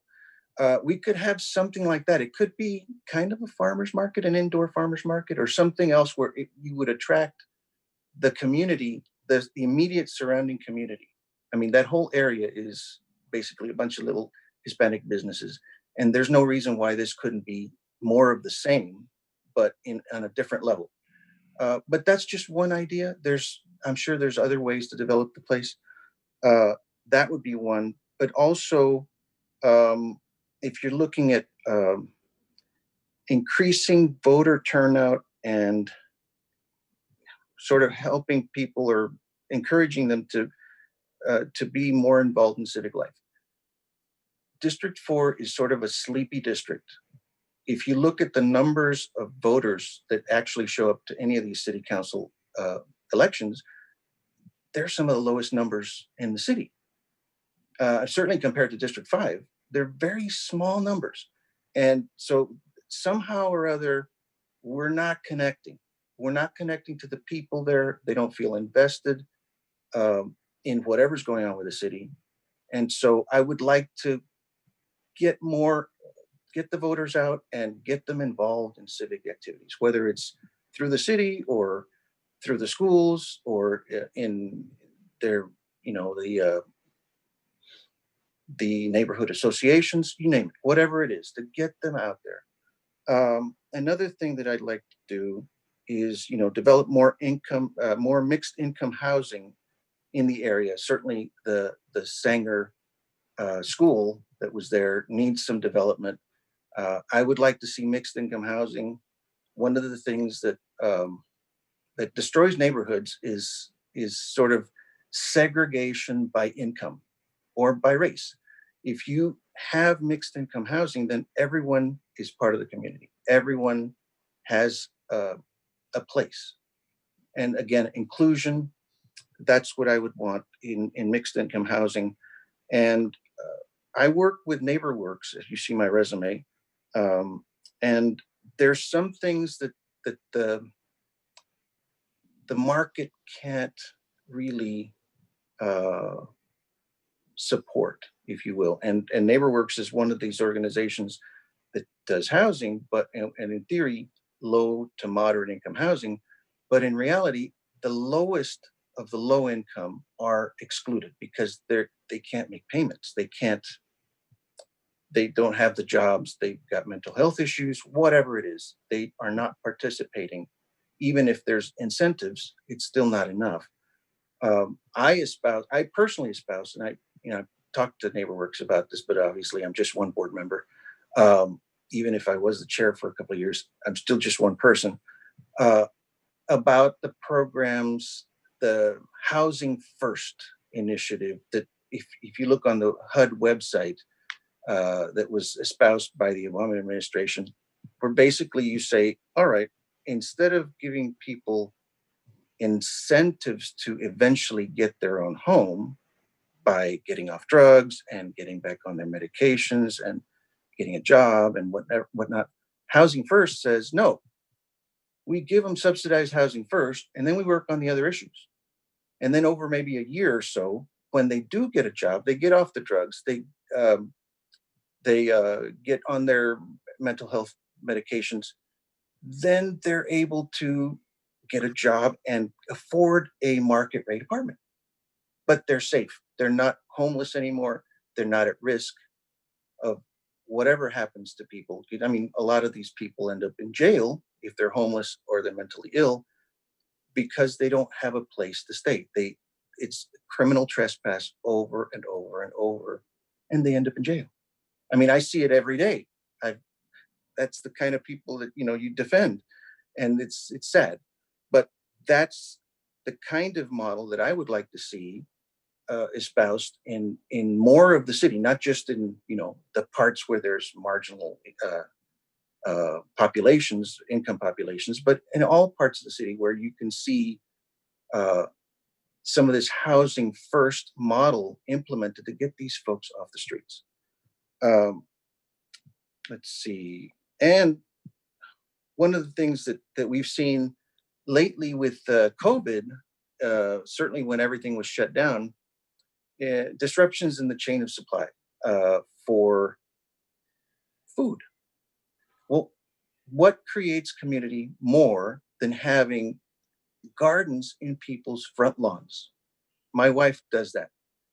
She grows food and then she swaps with the neighbors. Okay. How do you create community other than that? If that's the most basic thing, food for everyone.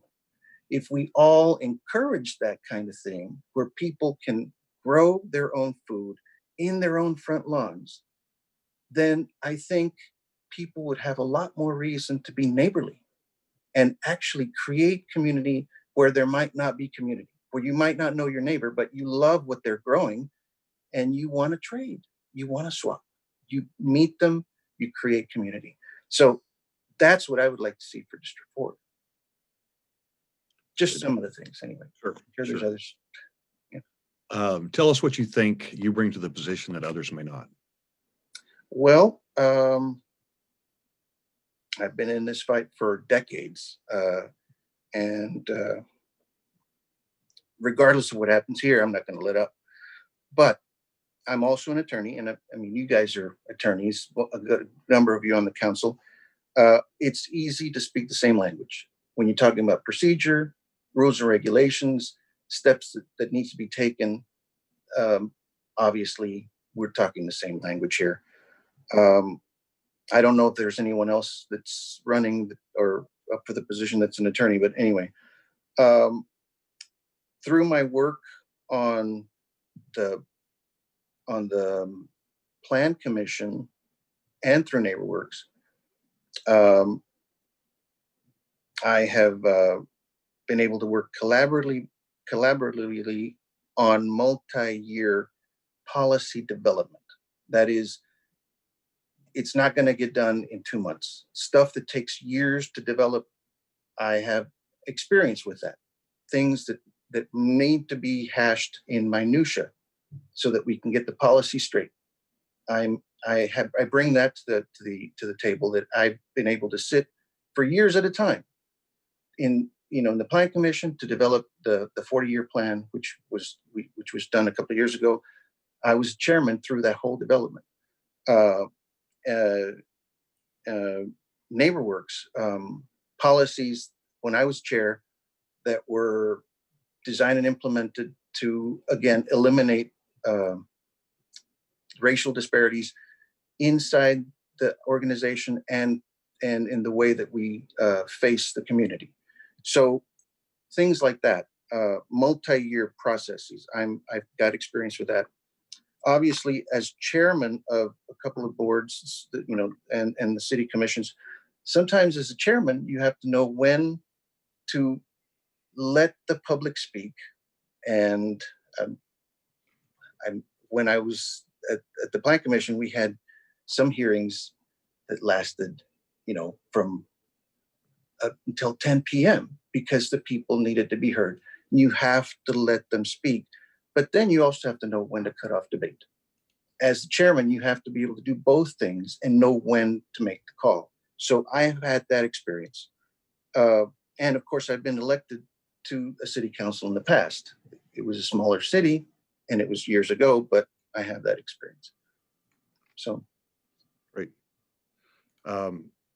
You've already talked about this quite a bit. So how have you already been volunteering or serving in that city? For example, what current civic or community service projects are you involved in? Well, right now, the only ones I'm doing right now are, Community Race Relations Coalition and the NeighborWorks. I sit on both boards. But again, if you look at my resume, I've been involved in city business since I got here in 2003. So on and off through various boards. But that's basically that's what I'm doing now. And again, those are my two basic cores, is that it's racial equity and housing in the sense that it helps people to have a place, to not feel like they're excluded, to build wealth for themselves over time, and to leave a legacy to their children. So again, lifting people up. That's what I'm involved with. In the year 2030, what would you like the news headline about Waco to be? Well, you'll forgive me. This is a very long list that I've got here, but it all comes down to this. The headline would be equity and sustainability is achieved. Okay, what does that mean to me? So I see, and I think the seeds to this have been planted over many years by many people. So neighborhoods that are no longer divided along race and income. All schools, public and private, are fully integrated. No children drop out of school. All high school graduates have a job or are going to the military or are going to college. Jobs and incomes are no longer dependent on the race of a person or their personal contacts, but rather on merit. Everyone has health care that they need, including mental health care and addiction health care. Everyone's home is habitable and adequately maintained. Police justly are no longer feared by people of color, the homeless, addicts, or the mentally ill. Our jails are almost empty because they're no longer needed. Our police force is greatly reduced in size because crime rates are greatly reduced. Downtown is such a destination that we have to turn several streets into pedestrian malls. There are bike trails throughout the city. Everyone recycles their trash. There is extensive and inexpensive public transportation. The city only buys electric vehicles. Green jobs and green industries are a big part of the local economy. All of these things, the seeds have been sown. We just have to keep tending to those seeds. So Jose, we've got about 5 minutes left and we've got about 5 questions to go. So just to Sure. we may not get through them all. And if we don't, that's okay. Sure. What do you see as the threats and opportunities facing our city? Well, the threats are basically psychological, tribalism and complacency. If everyone says, I got mine, and then leaves, turns their back on everyone else, that's tribalism. We can't have that. Complacency, well, I got mine, I don't need to worry about anybody else. Again, tribalism and complacency are our biggest threats. And the biggest opportunities are the fact that many civic leaders are acknowledging the reality of systemic racism and are willing to address it. That's our greatest opportunity.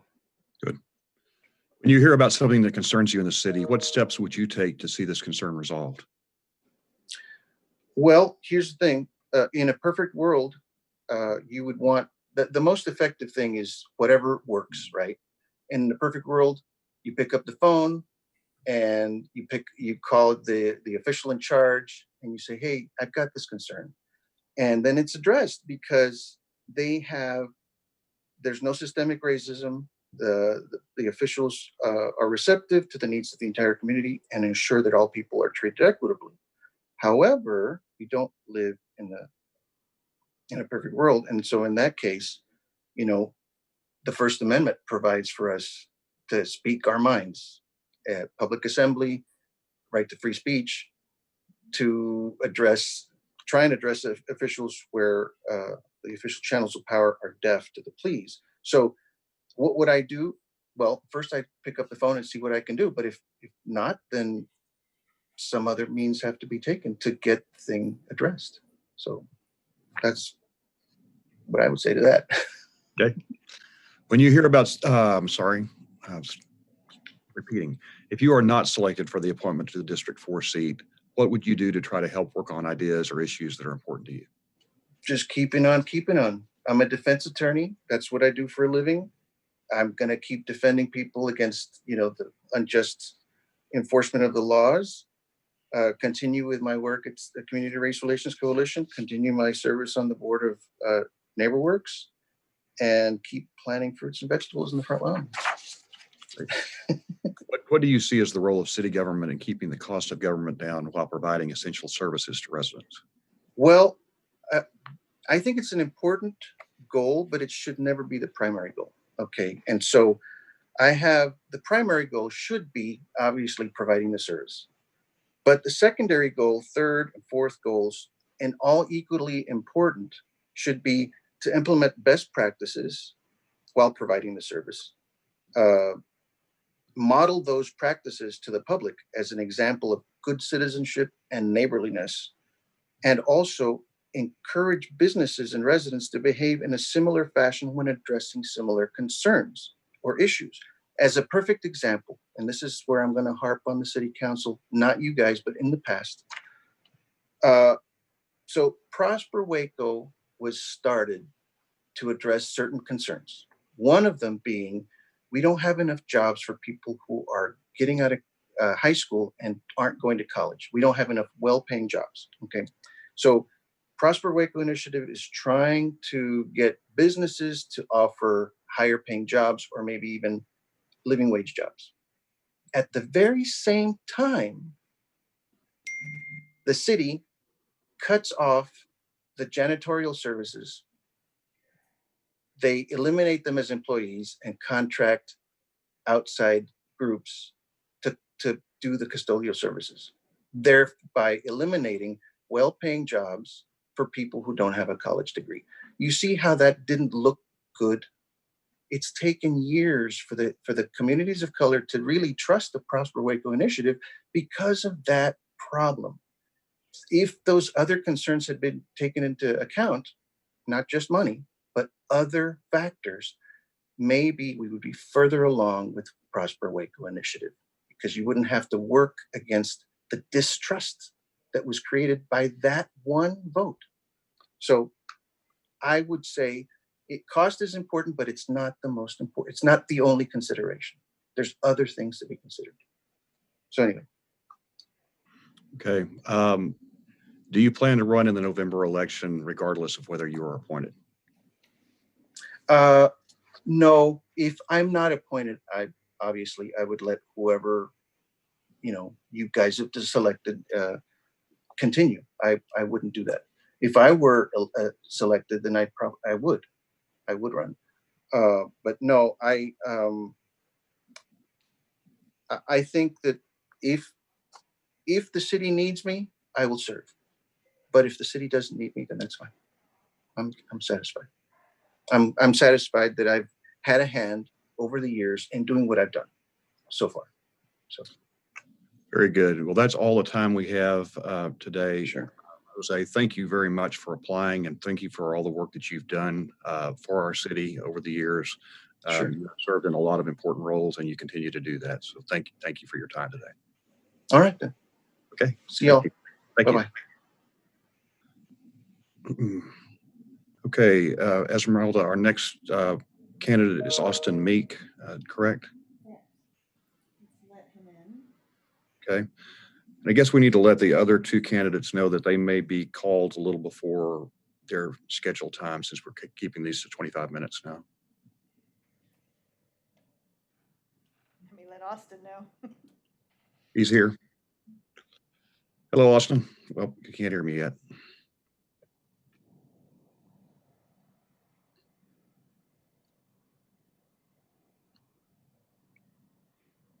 Connecting to audio.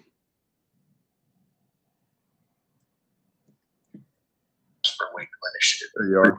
Have to work against the distrust that was created by that. We are picking up. There we go. Okay. So just so everybody knows, Austin Meek is not related to Dylan Meek, but is related to me by marriage. He's the brother of my son's wife. So we're not, I guess, technically related, but it feels like it. So Austin, we're going to keep these interviews to 25 minutes. And we'll try to let you know when you have about 5 minutes left. I have added a question that was not in the list, which is regarding your plans to run in the November election, depending on what happens here. So it wasn't in the list, but we're asking everybody that question. But we'll let you start with some opening comments. Great.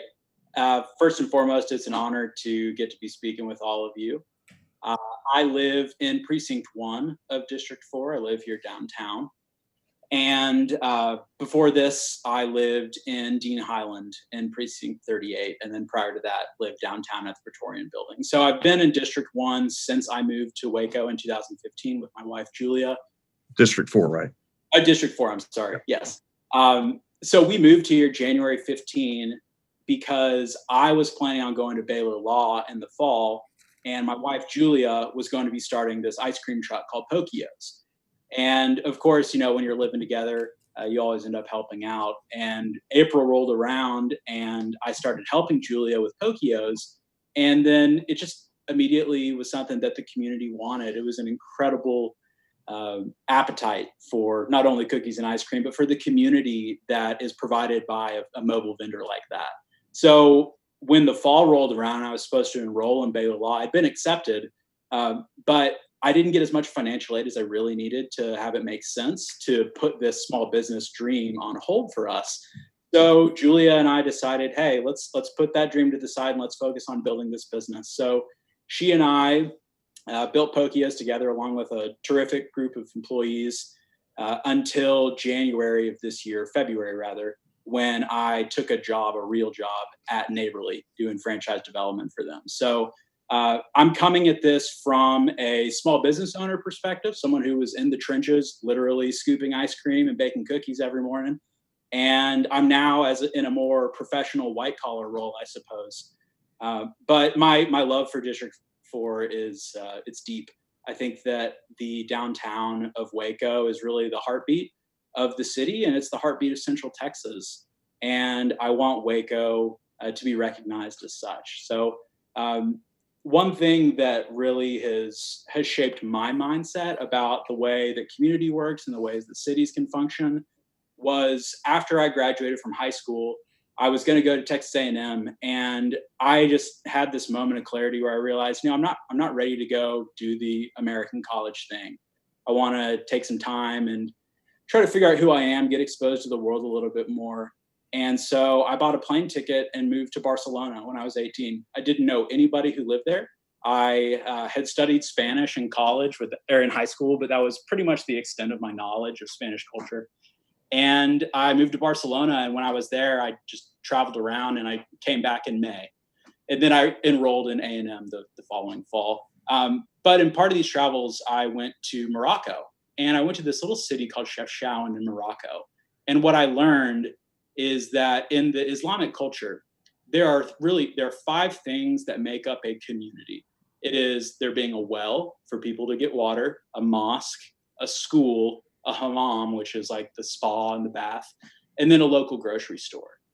And that was such a simple way to think about what constitutes a city, what can be the necessary elements for a community to be built around. So to me, when I think about Waco, and I think about District 4 in particular, that's really my vision, is creating smaller communities that all come off of the major community of downtown, which is going to be our central node. And I really think that if we can create strong communities within these neighborhoods and the precincts in District 4 and in Greater Waco in general, we're going to have an economically resilient, wonderful place to live that is going to grow with us, regardless of pandemic or economic recession or whatever else may be. We just need to keep making small incremental bets on ourselves, because I believe in Waco, and I think that together we can make a really incredible city. Great. Austin, what do you hope to accomplish as a city council member? So there are 3 things for me that are really primary. First off, I want to be an example of how Waco is a place for builders. So like I said, I moved here 5 years ago, and I would have never thought that 5 years from moving here, I would be interviewed for a position on the city council. This is such a terrific honor for me. And if I lived in Austin or Houston or Dallas, there's no way I would be having this conversation. So I think that it's intoxicating being in Waco, because it is a city where there aren't a lot of people telling you that you can't do things. Like in a good way, I feel like Waco is very synonymous to my high school. I went to a small classical Christian high school in Dallas. And if you wanted to start the Pokemon Appreciation Club at your high school, you could totally do it, maybe get made fun of, but it's totally your bag if you want to do that. And Waco to me is similar. If I want to go start a small business or start a rally downtown or put on a concert, there are not a ton of people telling me that I can't do that, in part because a lot of stuff hasn't happened before in Waco. So I just think that there is an opportunity for people who want to build, and I want all of the constituents in Waco, not only District 4, to see me as a success story, someone who is not old Waco, but someone who came here, recognized an opportunity to serve, and then jumped on that opportunity. Secondly, I want Waco to be a strong town. And I'm quoting a guy named Chuck Marone. So last year, Councilwoman Bearfield and I, along with some other people, went to Plano for a conference that was hosted by this organization called Strong Towns. And Chuck is my spiritual godfather in city planning and development and really thinking about how communities work. But one of the big things that the Strong Town model hinges on is stop betting our futures as a city on these big, sometimes irreversible projects, and start taking smaller incremental steps based on what we're learning from the community. Like when we're doing small steps, one on top of another, it's a lot easier for us to go to the community and say, hey, does this work for you? Does it not? We can iterate more quickly. I've heard a number of the folks today talk about the need to adapt and the need to shift and be agile. There's no way that you can be agile if you've already put $100 million into one single project. You can't do that. If it's $10,000 on 1,000 projects, yeah, that is how we can start to be agile and really listen to the community and hear what they want. I think it's really easy to conflate prosperity with growth, particularly on the outer edges of Waco. It's nice to look in the newspaper and see, okay, there's 200 houses being built. Well, that's going to result in a lot of taxes and permitting fees for the city. But what happens 20 years from now when all of the roads in that subdivision have got big cracks in them because they were all asphalt? Who's paying for that at that point? It's not going to be the private developer who paid for it initially to put it in. And it's going to be a lot of unhappy taxpayers who live in that area. So I want to make sure that if I were a city council member, I want to make sure everyone on the city council, everyone in the city really understands the costs of some of this growth that we're doing to make sure that we are in fact making a prosperous and a financially resilient town. And then third, and frankly, the most important thing to me as a white man running for a position in the district that is the most diverse district in all of Waco, I want to normalize radical inclusivity and be a white person who truly fights against racism. Diversity is something that we all understand is important. And racial equity, which is once again a term that a lot of people have used today, that's kind of the next level of diversity. We get that we should have a diversity of perspectives, but why should we? How do we truly make things equal? There's a difference between inviting someone to a party that you're having at your house and truly making them feel welcomed once we're at that party. And I think that it is so easy for us to check off boxes on our list of, okay, we got enough different types of people in the room. This must be a representative sample of what the people in the community feel.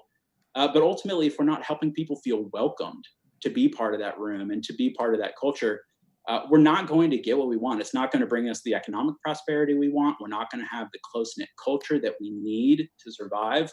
And people really need to feel safe. That's one thing that a lot of social studies have shown, is that when people truly feel safe is when amazing things get done.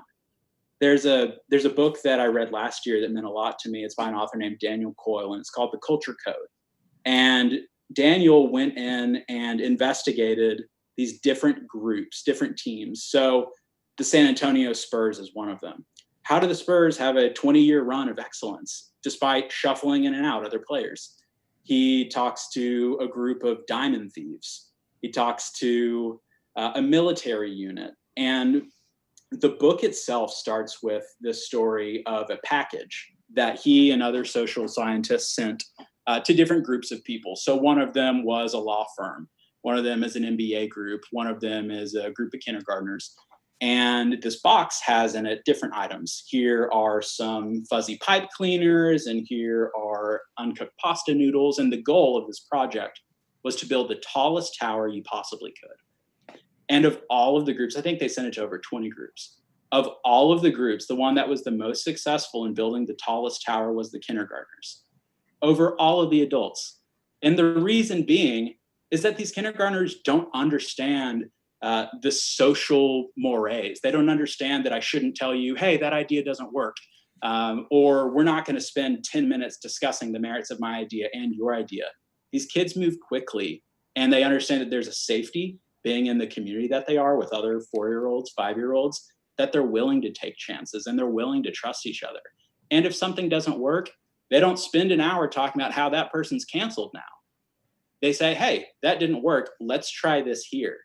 And that is what I want to accomplish as a city council member, is to bring a sense of safety to the council. And I'm not saying that you don't have this, of course, but I really want this to be a place where people are willing to have I'm trying to say wacky and zany, so I'm saying wany. But to have a wild idea and to talk about it, and to talk about it honestly and with empathy, and to see if that works. And I think that if the citizens can see that the city council operates in a manner that really focuses on safety, that the city itself and the citizens themselves will feel safe. Part of that comes from a police force that we interact with. I just had Chief Holt on Downtown Depot, my radio show last week. And that is, of course, a huge part of that, but also the safety to start a small business, the safety to host a peaceful rally. I think that if the citizens of Waco can see that culture that we're creating, a culture of safety and of inclusivity, and they see that from the top, that's going to trickle down. Okay, great, Austin. I think we're about 15 minutes in, and you just answered one question, and we don't have to get through all of them, because I think that we're learning from you, from your stories you're telling about this. So it's okay if we don't get through all of them. I just wanted you to know where we are. So specifically, what are your goals for District 4? So a big thing for me is showcasing the diversity that District 4 has. We had talked about there's a really strong Latino, Black, and white presence here in District 4. And I want to find ways that we can highlight those. So one way that the person prior to me had talked about is the 25th Street corridor. We know that's a collection of terrific Hispanic businesses, but I would have a goal of making that a truly desirable commercial district. I think personally, it's really hard to go shop on 25th Street when there are cars zooming by me at 45 miles an hour. It's not a place that I would take my wife or child to go walk around, but I like the shops themselves. I've gone in and I bought hats, I bought huaraches. I go there and get tacos at Ruthie's Casino on 25th. And I think that another big goal of mine would be to make District 4 the engine that drives the slush fund of Waco. I want to create so much tax revenue for the city from our business owners in District 4 that our slush fund has a slush fund. And we can do that by having these, what I talked about earlier, we have our central node of downtown, but we need to have these different community shopping centers that are in, I think, probably every precinct that's in District 4, because that's going to, give the people who live in those districts more of an opportunity to recognize, okay, I could start a barbershop in my neighborhood, for instance, because my community shops in my community. We support each other. And then, what I think is really easy to miss is just some of the flaws in the development pattern that has been in the States since the 1960s, 1970s. Not only horrific redlining, but the reliance on a car culture. And the fact that we subsidize cars, even if you are not an automobile owner. My wife and I, when we moved downtown a few months ago from Dean Highland, we sold one of our cars because we recognized, hey, we're living downtown, we can ride our bikes and we can walk almost anywhere that we really need to go. And if we want to go somewhere further, we can take the car. But even if I did not own a car, I'm still paying taxes that are paying for roads and paying for stoplights and street signs that I'm not using. So there is a large portion of people in Waco who do not participate in this economy, in part because there are transportation issues that prevent them from doing so. You can't get all the way from here to downtown because the bus system doesn't go there. It's not frequent enough. So I think it's really important for us. And one of my primary goals in District 4 would be to incentivize community commercial development within these different pockets of my district, in hopes that that's going to create a very strong, financially resilient district in District 4. And I think that people will see that that pattern of development is better. When you can walk to what you want to do and you don't have to get in your car, you end up passing by 10 of your neighbors and you have opportunities to make 10 relationships that you simply don't have if you're driving in a big metal box to get there. So I think that there are just so many benefits that come from having a truly local, a hyper-local economy, and that's going to provide mental, physical, emotional, and financial benefits for everyone who lives there. Tell us what you think you bring to the position that others may not. Well, one thing, I am a consensus builder. I really like listening to other people and finding what makes us different and finding the common ground in between us. And I think just as someone on city council, and particularly in a district like District 4 that is so diverse, being someone who can build consensus and can see the through line despite these different perspectives is really an important skill. Secondly, I'm a good communicator. I love to communicate. I love to talk. I love to write. I love visiting with people in person. I love Zooming. I love knocking on people's doors and introducing myself. I'm not afraid to do that.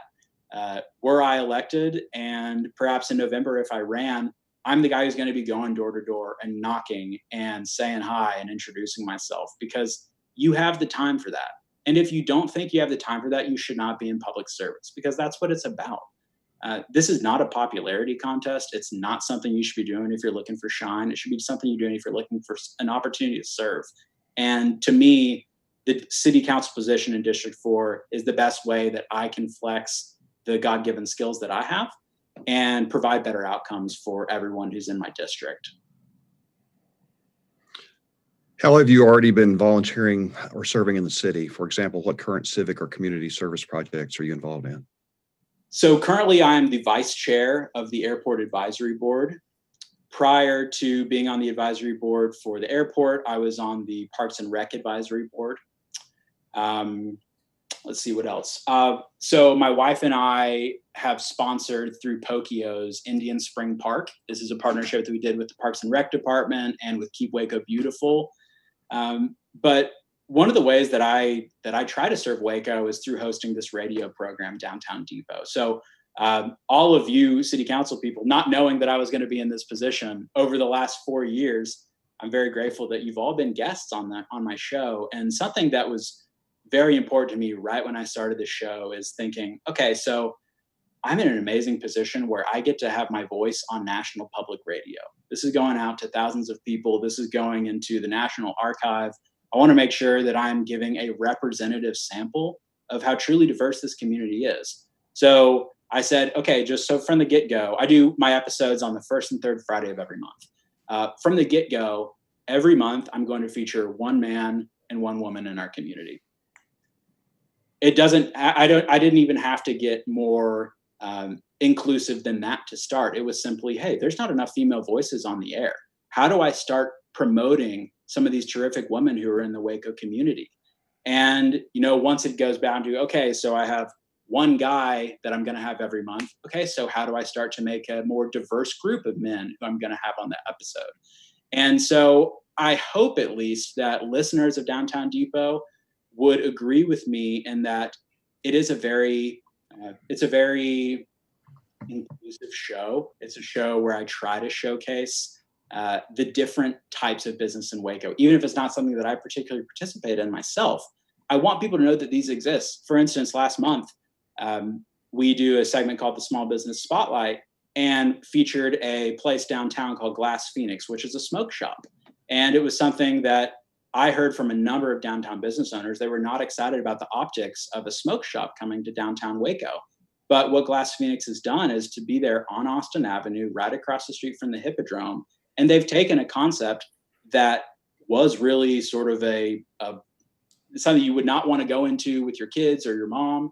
And they've created an elevated, clean, appetizing version of this thing. And so it's really easy, I think, to demonize certain industries or types of people that we don't interact with a ton on a personal level. But I try to use Downtown Depot as an opportunity to show all of the people in Waco that we do really have an incredibly different city. And what makes us different makes us great. That's not something that we should be afraid of. It's something that I want to champion that difference so that people can get more comfortable with it. And ultimately, we can have a stronger community. Thank you, Austin. In the year 2030, what would you like the news headline about Waco to be? So when I was at Texas A&M, a huge event that I was involved in every year is called the Big Event. And that's when we have 30,000 A&M students go do work in the communities. And you meet people who live in your neighborhood, someone who lives in the house behind me that I had never heard of before. It was an older woman, and I got to have a relationship with her. And after school sometime, I would stop by and we'd have a cup of tea. And I would have never done that if I had not been part of a group that was actively trying to pursue public service. So for me, the headline would be Citywide Day of Service Brings Community Closer. It sounds kitschy, but that's really the most important thing to me, because once again, if you can build the strength in community, if you can help people feel safe to go have that conversation, to start that business, you are going to have a city that makes money. You're going to have a city where people are healthy, they're happy to live there. And if you're living in a constant state of fear, you're not going to be able to accomplish those. I really think that every single person in Waco has at least one and possibly all three of these. Everyone has talent, time, or treasure. Right now, I have a lot more time and talent than I do treasure, but hopefully it won't always be that way. And I hope that when I do eventually have treasure, I don't lose the time, or I don't lose the talent or the willingness to get in and get my hands dirty and serve people. But for those of us who only have one of these things or two of these things, we have to flex our muscle in the ways that we can. So for me, I have the talent of being on the radio, and I want to tell stories of other people's treasure, other people's time, other people's talents, ways they're using that so that other folks can be inspired.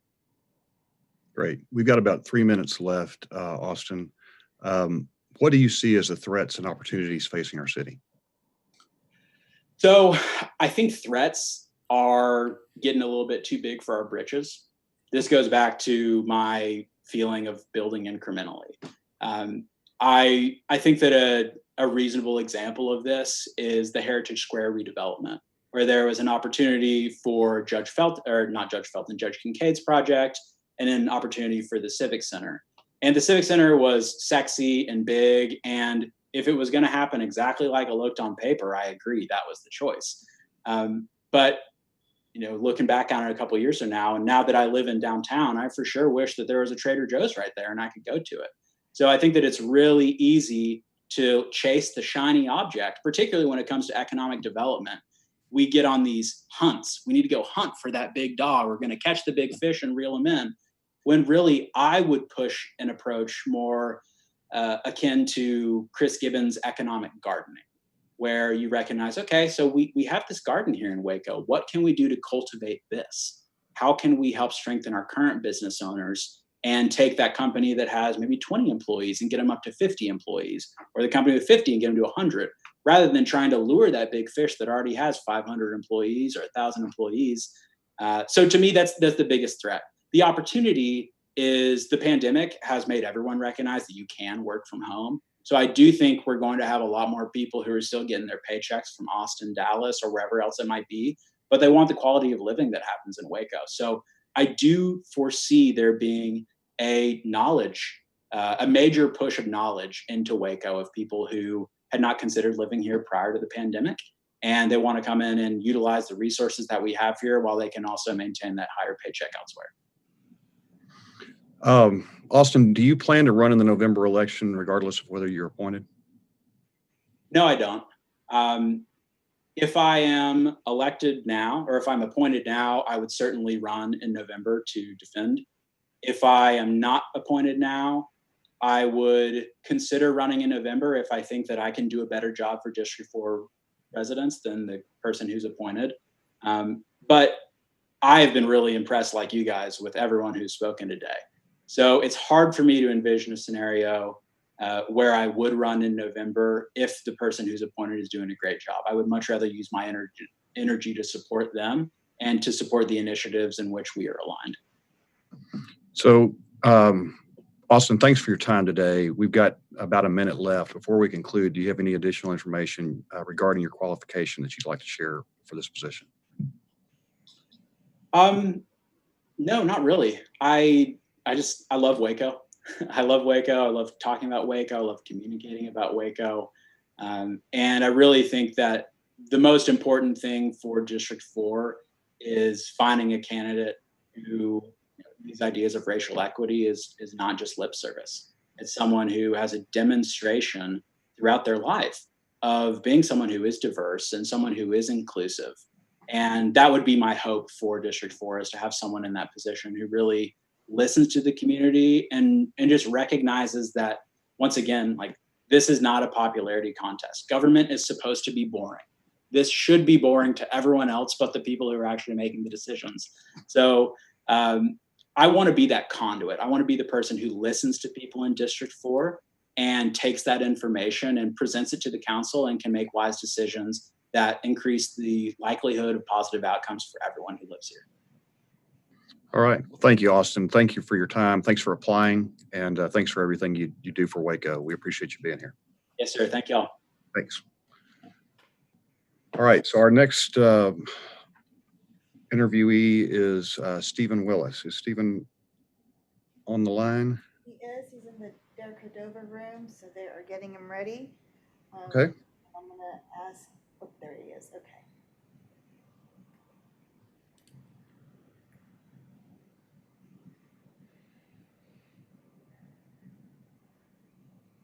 Hi, Stephen. How are you? Can you hear us? Hear you fine. Hello, Stephen. Welcome. Appreciate you being here today. Sure. So we are going to try to keep these interviews to 25 minutes. We'll give you an opportunity for some opening comments, and then we'll get into questions. We have added a question, or I have added a question about your desire to run for election or re-election in November, depending on what happens here. That's toward the end. And so it wasn't included in your packet. I apologize for that. That was my fault. But we are asking everybody that question. So I will ask you to begin with some opening comments. Well, 12 questions in 25 minutes. I'm going to paint with rather wide brush strokes here to be as concise as I can. But I do have lots to say, but I want to be respectful of the time. I've been in Waco for over 50 years. I came to Baylor in 1968. I had a father who was an Aggie who said the only way an Aggie could get into heaven and redeem himself was to send his kids to Baylor. And so as a result, my father's in heaven and I went to Baylor. Stayed in Waco, have been involved in a number of businesses. My wife and I we'll be married 48 years this summer. We have 3 adult kids, all who have stayed in Waco, involved in local businesses, and all our grandkids are here. So life is good. We are real involved in the church and the community, and look forward to the possibilities here today. All right. Thank you, Mr. Willis. What do you hope to accomplish as a city council member? Well, the thing that I probably see as the most significant is for me to accomplish it, it's going to involve the involvement and commitment of the rest of the board, and that is to take a strong leadership role in, for lack of a better term, to become the glue that brings our community together.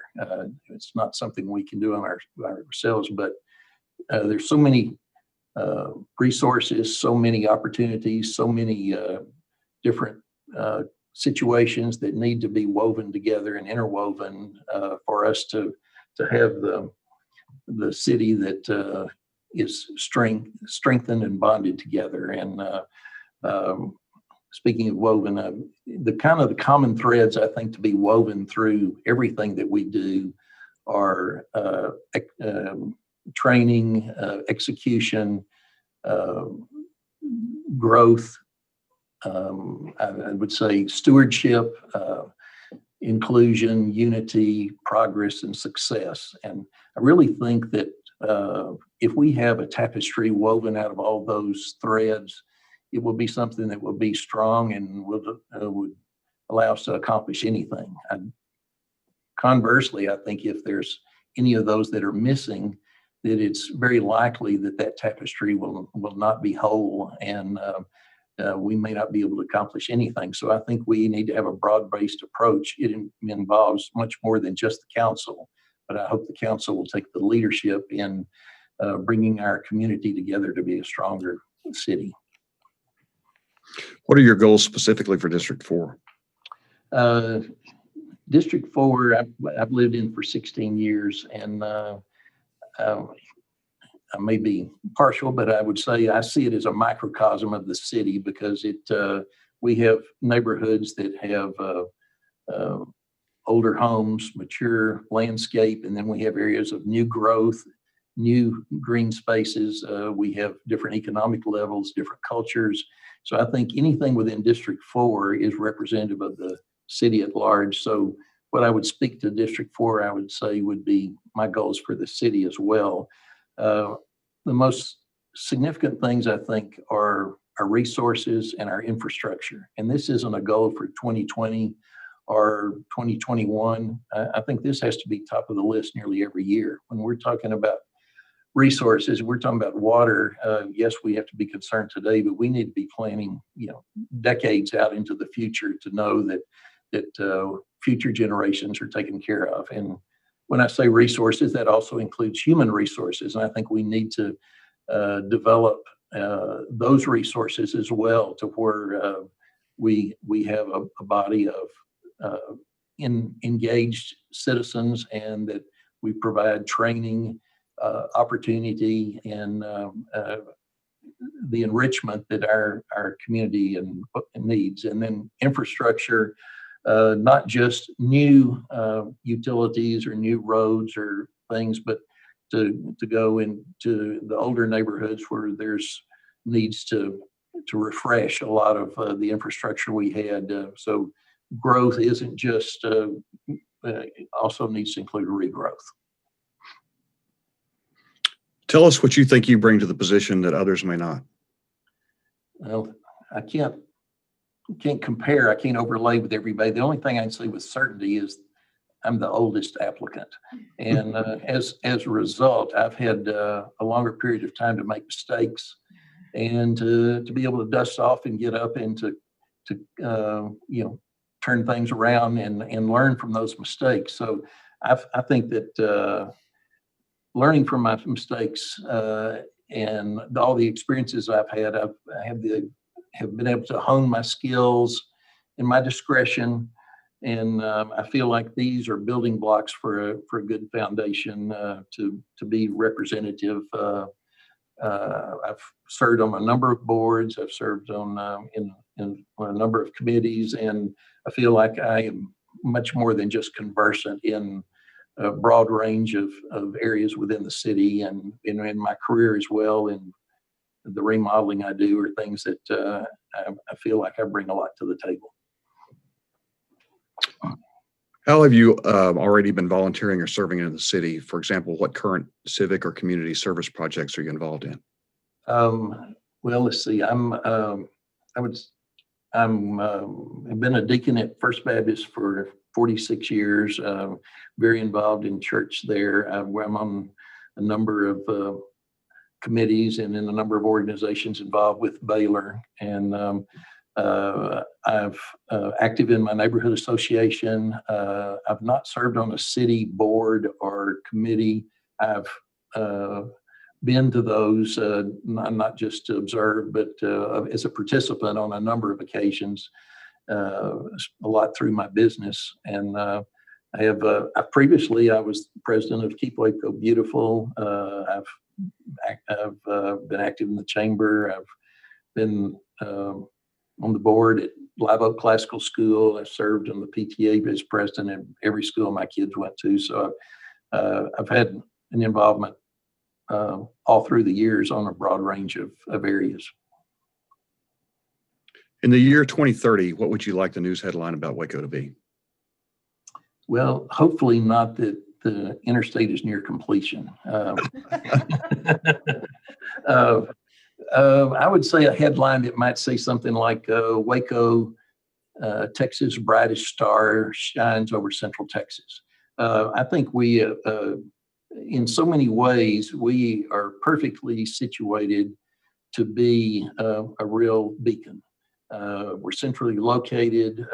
We have so many resources as far as our geography and then what industry is brought in and all like this, that I feel like that we are in a good position to be sought after, not just by people wanting to move to Waco, but also by industry, by the continued educational opportunities, not just our public schools, our private schools, Baylor, TSTC, MCC.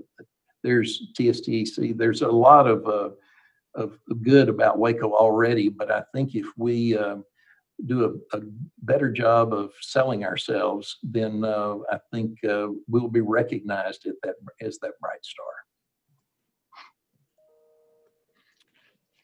When you hear about something that concerns you in the city, what steps would you take to see that concern resolved? Here's where I might use my full 2 minutes. I'm going to use an analogy within my work that will maybe explain what I want to say. I'm in the remodeling business, and recently I got a call from a neighbor that said, I have a problem. I need you to come look. So I went to their house and I walked in. I said, where's your problem? And they pointed to the ceiling where it's a big wet spot in some sheetrock that had fallen. And they said, there's my problem. And I asked enough questions, went upstairs and looked to where I found out that really the real problem was they had a tub drain that had failed. And so there was a lot of displacement of water that saw its path of least resistance and pooled on their ceiling. They only saw the ceiling. And so that is the problem. They couldn't see where anything else. So what I had to explain to them, the real problem was the tub. If we'd only dealt with the ceiling and fixed it, it would have recurred. And so that we need to deal not with the result of the problem, but also with the root problem. And this is where I say, if I see a concern in Waco, is that I think you first need to look at this is a problem, but what is the cause of this problem? If there's underlying problems that need to be looked at, rather than us glossing over to take care of, a little fire that we want to put out. And so I would say that due diligence and a little fact finding, and then to be committed to getting to the root of a problem to eliminate it will cause a lot less trouble in the long run. If you are not selected for appointment to the District 4 seat, what would you do to try to help work on ideas or issues that are important to you? Well, since I've been involved for 50 years, I'm not dependent on being on the council to want to continue that. But I would say in a nutshell that I'd want to participate in progressive changes and positive collaborations. And there's a number of ways to do that, but I think those are things that I would be drawn to and want to be actively involved in. Okay. What do you see as the role of city government in keeping the cost of government down while providing essential services to residents? I recognize the need for stewardship and budgeting and working within the resources we have. I do think it's significant that we invest in the long term. And I think that we can't be so concerned about the short term that we lose. We spend the dollars now and don't plan for the future. So I think we have to be able to set aside for the future as well as taking care of the immediate needs. But obviously, I want to provide the essentials for families, and that doesn't mean minimum. I want there to be a quality of life for everybody, regardless of where they live or what their circumstances are. But they deserve that, and they have every right to receive that, and it's our responsibility to provide it. Do you plan to run in the November election, regardless of whether you're appointed? I would say if appointed, I would definitely run, because I feel like I would, for all I know, we won't even have a chance to meet as a body together between now and then. But I would think that I would begin to gain some momentum, and I think even be more effective as the time passed. If I'm not elected, if the decision of the board is in another direction, I want to support that, and I'll support whoever they elect.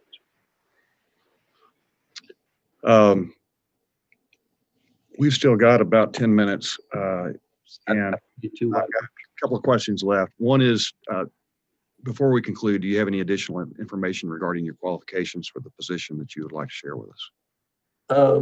Yes, I should have said this when when I overlay my what I brought to the table with everybody else. This word's probably never been used in a city council meeting, but what I think is one of my strongest attributes is I've got gumption. And you've probably heard the term, but I don't know if you even know that it's in the dictionary or what it really means, but it's spirited initiative and resourcefulness. And, I would really challenge, regardless of what traits or talents, personality you have, that you need to develop an attitude of gumption. And it's something I learned from my grandfather. And I guess when I heard that term and never heard it anywhere except in a TV Western, I didn't know how really applicable it was to our lives. But again, gumption, spirited initiative and resourcefulness. That should be our mantra. Agreed. Yeah. Well, Do you maybe have afforded y'all a little extra break. Do you have any questions you would like to ask the council members that are here today? Well, I'm not going to ask what you think was your greatest challenge, because I'm assuming it's what we're going through right now. But I would be interested to hear anything that y'all might comment about what has been the greatest reward for being on the council. One of the council members that hasn't answered a question, how about Jim or John?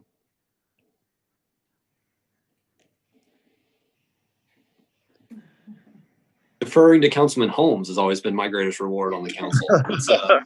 Just letting him talk first. I think just at this level, you really do get to see the difference that you make. The things we do, as we've seen with kind of what we had to deal with earlier, impacts the lives of our neighbors and our friends. And being that involved and being able to make that big of an impact and do that, and to see that much good happen, and to deal with tough things as well, but just to see how much good we can really accomplish together. And working with a group like the ones on the screen here that get along so well, that care so much for this city, and that have been able to do so much good together.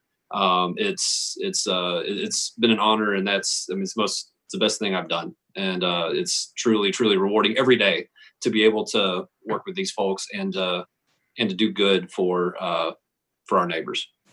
I want to say two things to John. One, I appreciate the years that I've seen you in attendance at our neighborhood association meetings. You could always count on you being there, and you were always available to us. And the second thing is, thank you for not wearing a tie so that I wouldn't be the only one here without it. I'm here to set a good example. So I'm happy to. You bet.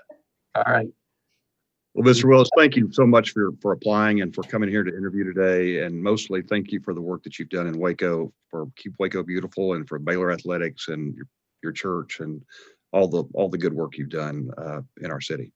I would say one other thing that I didn't mention, if I've still got a little time, is one thing that was a real reward to me was to be involved with the committee that spent about 3 years getting the only historic district we have in Waco done, which was involvement through a local, a state, and a national effort, and involved in a history of about 50. We had to do a history of at least 50% of the homes in the neighborhood, and that was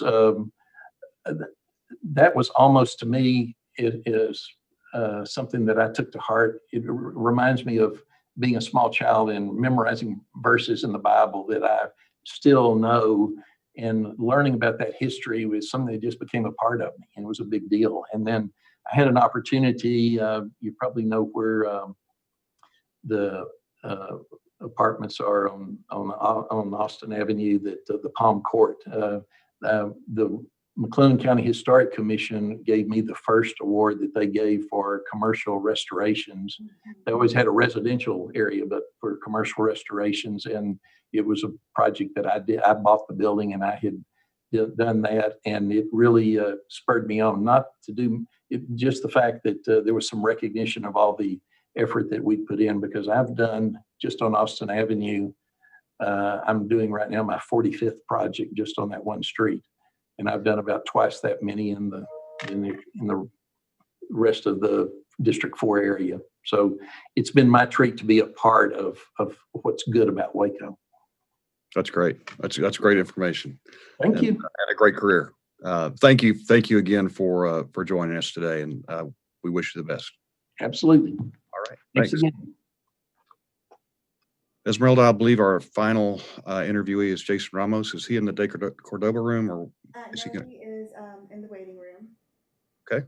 All right. Well, we will disconnect Mr. Willis and add in Mr. Ramos.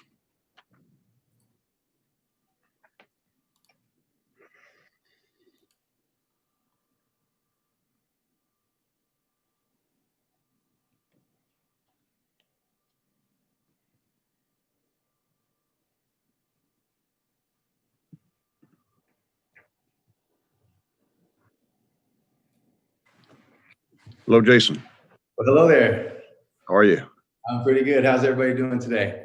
Good, good. We're really glad to have you here, and thank you for applying for this position. Well, thank you. Thank you so much. I'm glad to be here with y'all.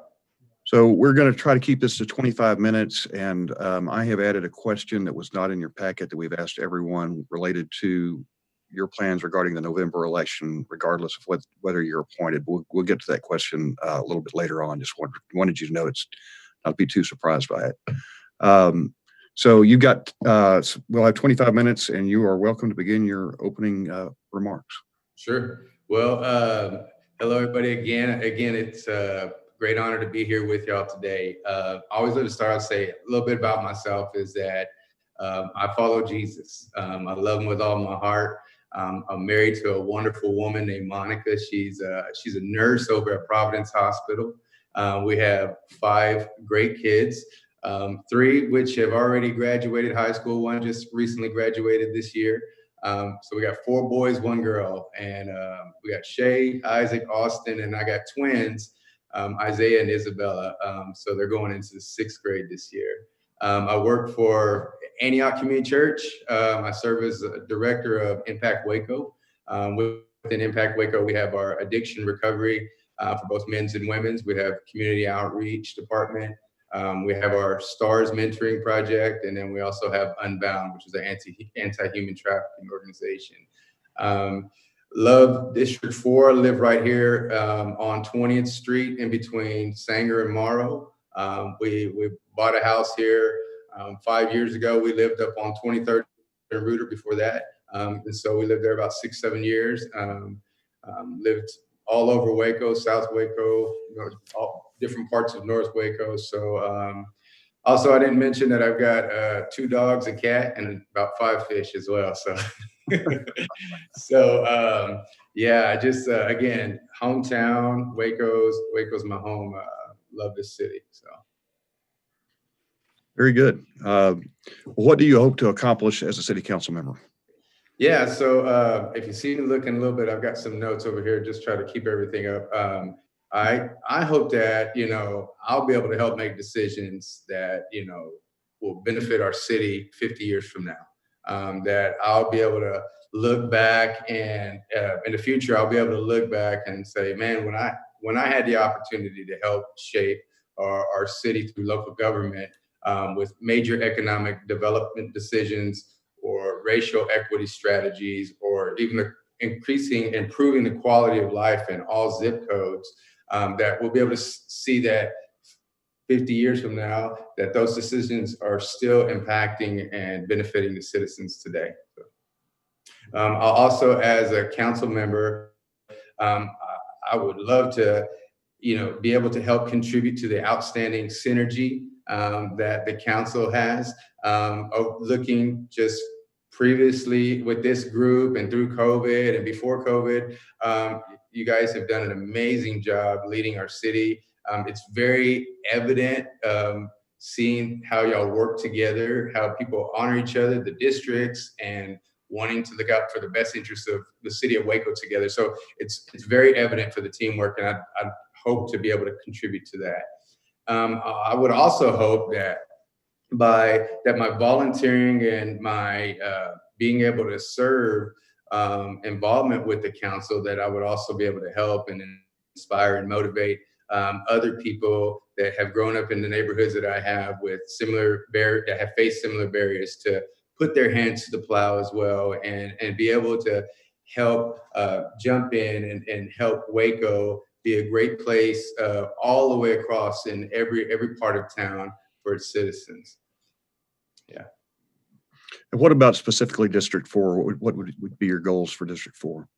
Yeah, so for District 4, I always think about, the helping bring better resources for the local businesses that are in the area. Just see there's such a great culture in District 4. Would love to be able to enhance the visibility of the culture in District 4. Always see, travel down these roads, 18th and 25th, Waco Drive, a lot of traffic, a lot of culture, a lot of the community. I'd love to enhance the visibility of that culture on those. Love to assess and develop a beautification strategy for the neighborhood to help residential development, new development, but also redevelopment in neighborhoods. I would love to help, working with the chambers, help that diverse business owner development in District 4 and the city as a whole, working with, Hispanic Chamber with Alfred Solano and his team, and John Bible and Rachel Pate over at the African American Chamber of Commerce, and Matt Metters over at the Greater Waco. So, and their team would love to be able to do that. Increase, years ago, different opportunities or elections that were coming around, helping activate and motivate people to get into process. So would love to be able to help more people in District 4 be familiar with the process, and not only just for the local, but also the national elections as well. So just getting people more aware, more educated, and more involved in that process. Living in the district, living in Waco, and a lot of years, I always have even a desire to help crime reduction, helping our city and my neighborhood be a safer place. Safer streets, of course, for pedestrians. I live on 20th, so it's very slow. My kids can go out and ride a bike, but I live in between Sanger and Morrow, so I see a lot of cars flying down sometimes.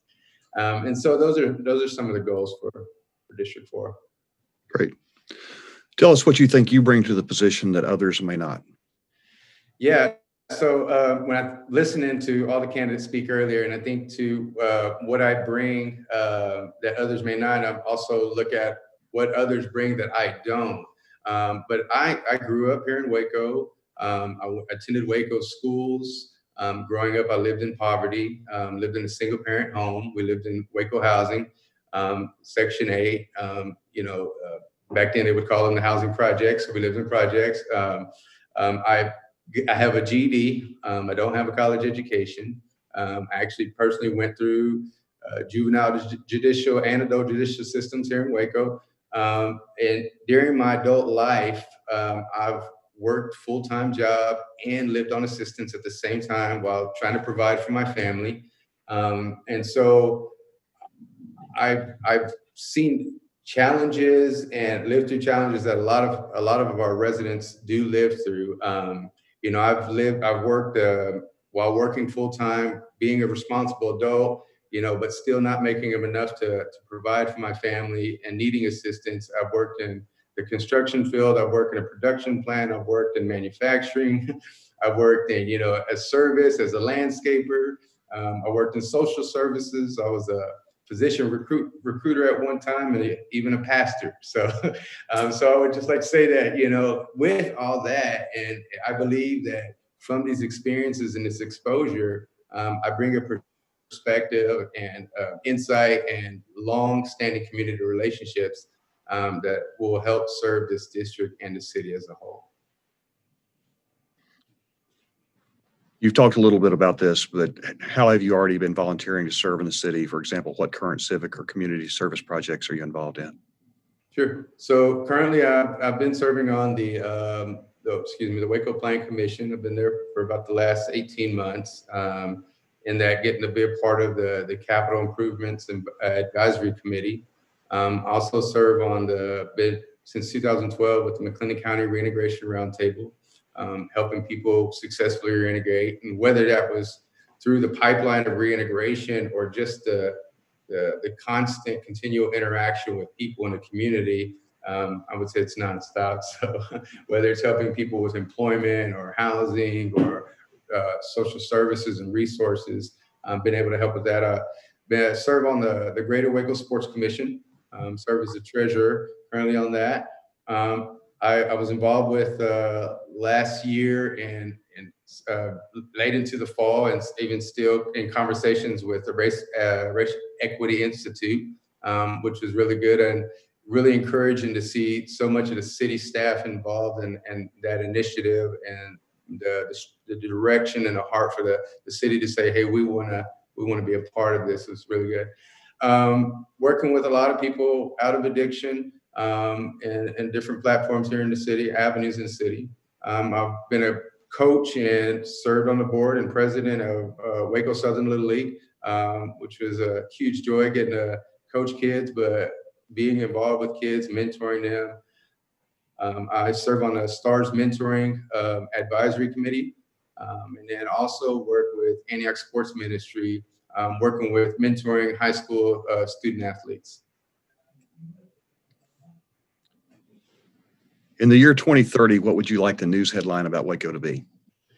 Yeah, so I was thinking like how to say this without being a marketing pitch, but I guess that's what it is. It's a news headline. But when I thought, growing up in Waco, over the years, sometimes it's Central Texas, sometimes it's the heart of Texas, sometimes it's just Waco. And when I read this question, the first thing that came to mind was Waco truly is the heart of Texas. And just being a thriving and continual growing industrial district, excellent healthcare in the region for all people, a premier destination in Texas for sporting events. I have to throw that one in there. Also public education turnaround, and just really strong community, a city on a hill. I like it. What do you see as the threats and opportunities facing our city? Yeah, so of course, because of the spike in tourism that we've seen over the years, that's really helped in a lot of places with our city and our growth. I think just the decline in sales tax revenue is a threat. I think the part of it is the interstate construction as well. It's even more people not stopping here. I think looking at our city, I think our school system struggles as well. That is a threat. As people do come to Waco, they tend to want to look outside of Waco to kind of land. I think affordable housing has been a threat for our city as well. Opportunities, I think we have the opportunity to attract and invest in manufacturing plants, and other industry leaders that employ large numbers of people that pay high livable wages to help raise that median income level if they come to Waco. Just growing up here in Waco in some lower income, it was often heard that with people from adults and being around adults, that you would often hear like, man, if I could just get on at Coca-Cola, or if I could get on at the glass plant, or if I can get on at M&M Mars, because these were types of jobs that a lot of people were interested in working, that would pay good wages, where guess what, they could take their kids to the beach in the summertime, or go to Six Flags, or and have a good home and be stable, and the quality of life was really good. And I know at different times there's been plants like General Tire, or again the glass plant Owens, Illinois, or Levi Strauss, and so I think that there's an opportunity to bring some of those plants back to Waco, or increase that and bring more of those back to Waco. With that, I think there's an opportunity for some of our rapid training possible programs here locally. I think we have great Guama and Guaca that are really good programs. I think if we even take a look at the industry that we do have locally, and what kind of programs that we could create to help create pathways and participation into that. I think that's an opportunity. I see we have an opportunity to bridge the greater Waco, the other cities that are surrounding, that are part of McLennan County, but part of this greater Waco, to working with Waco as some of these industries and some of these companies are coming, but they're landing in places outside of Waco, and how this can just continue to be a collaboration for the greater Waco area. I see we have an opportunity again to learn from COVID, seeing what things that have come out of COVID. I think a threat would be, to go back on the threat piece, would be if we go back to how things have been done once we kind of feel like we're getting out. But I think during COVID, one of the things that have been good to have come out of this is innovation. It's caused people to be innovative, to think outside the box.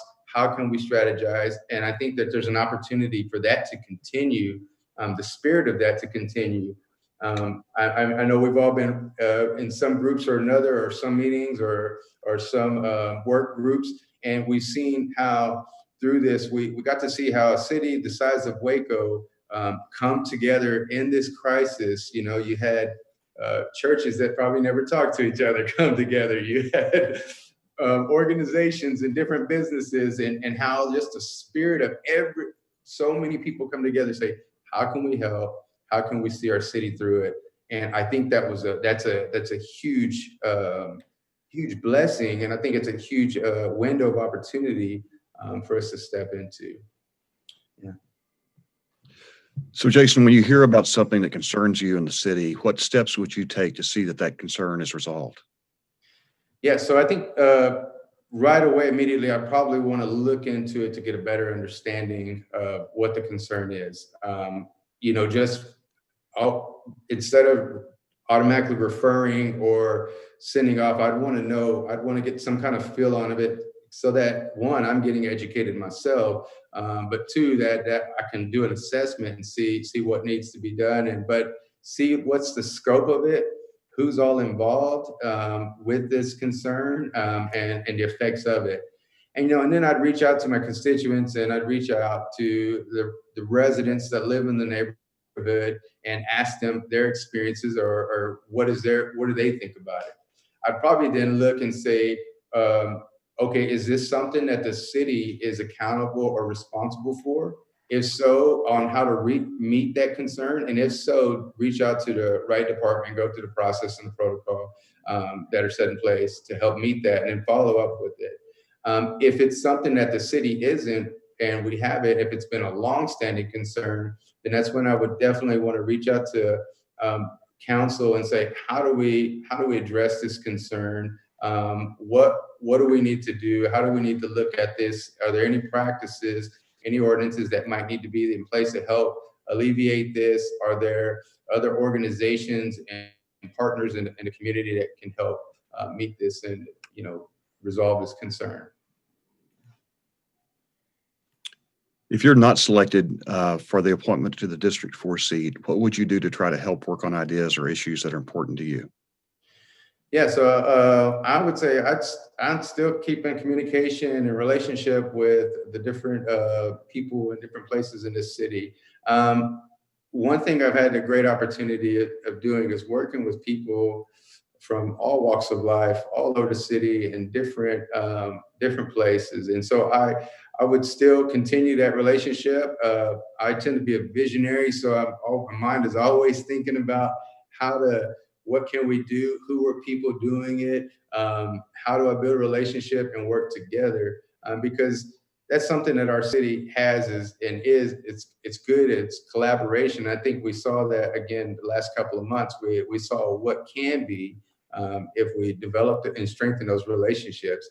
And so continual being a voice. I think Hector gets a lot of texts from me sometimes. Me and Dylan connected with each other. Again, I was working with Hector on the strategic communication work group that you guys have had.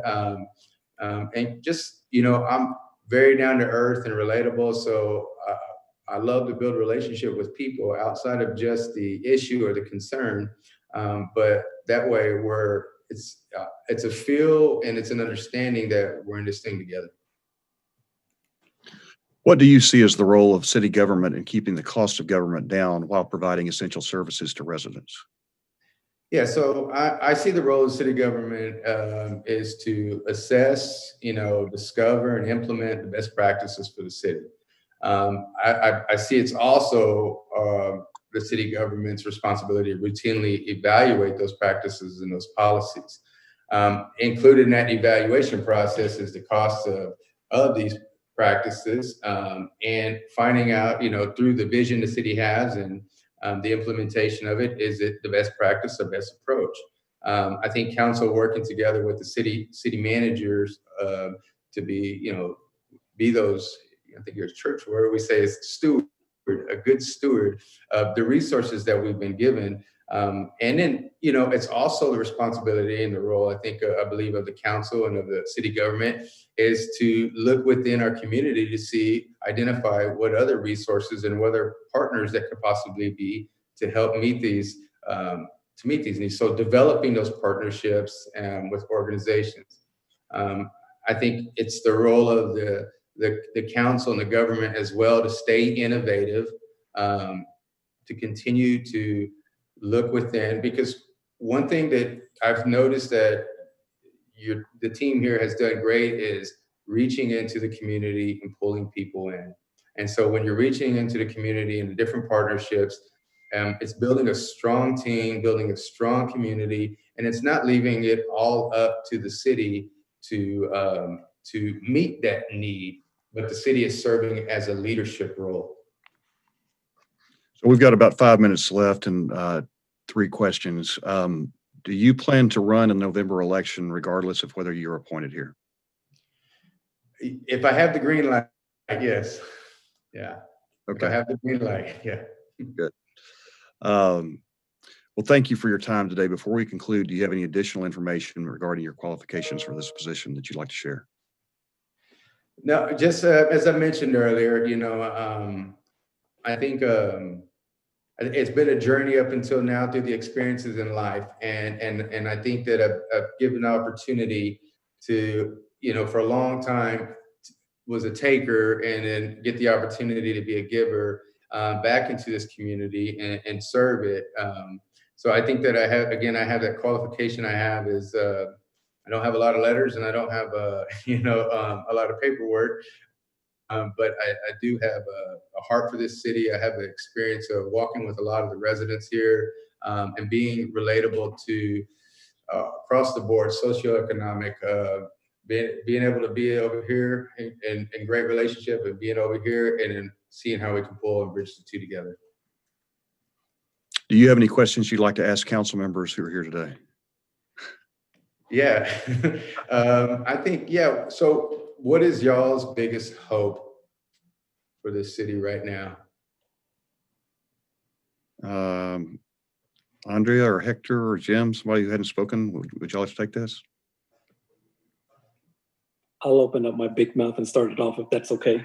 My biggest hope for this city is that we will be a city that is recognized for the work that is being done in this community, the great work that's being done, that people will look to our city as a guide of how to do economic development through an equity lens, how to do job retention and job creation through an equity lens, and that people will, that Waco will be a place that not only people will love to visit, but that people will want to live here and settle down here and or start their lives here. So that's my biggest hope for our city.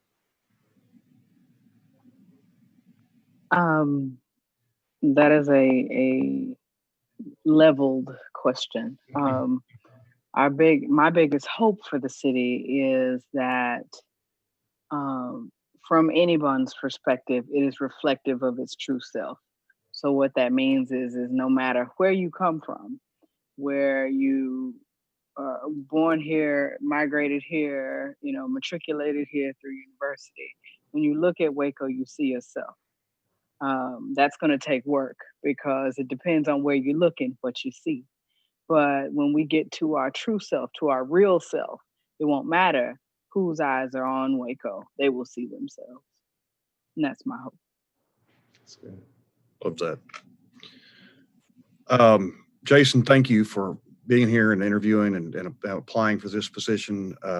You've done so much great work already in our city that you need to know that we know you're a giver. I mean, you've been giving back to this city for many years and making a real difference in our community. So thank you for everything you've done. And we've got a hard decision in front of us. So we'll close this interview and thank you for joining us, Jason. Well, thank you very much. Yeah, have a great evening. Thank you, you too.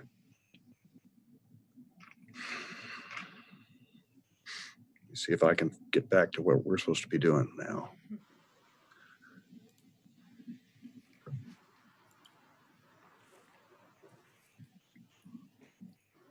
All right, at this time, we will now recess for executive session as read into the record by the city secretary at 4:41 p.m.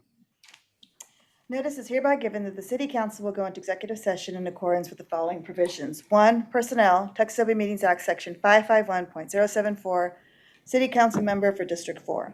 We are now in executive session at 4:41 p.m.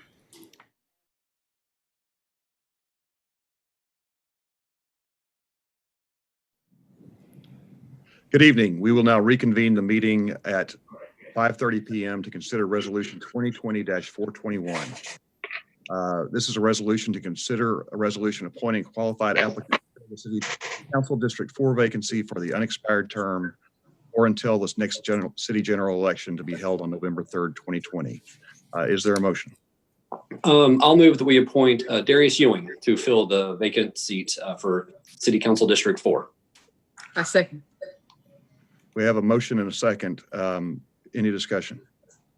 I would like to say that I'm just so thankful for the 8 applicants who applied and put in the time today. You are my friends, mentors, and neighbors. I look up to each of you. This was a hard decision for us, and you made District 4 look very good today. I wish that each of you could serve because each of you brings a unique conversation to the table, and you have unique strengths.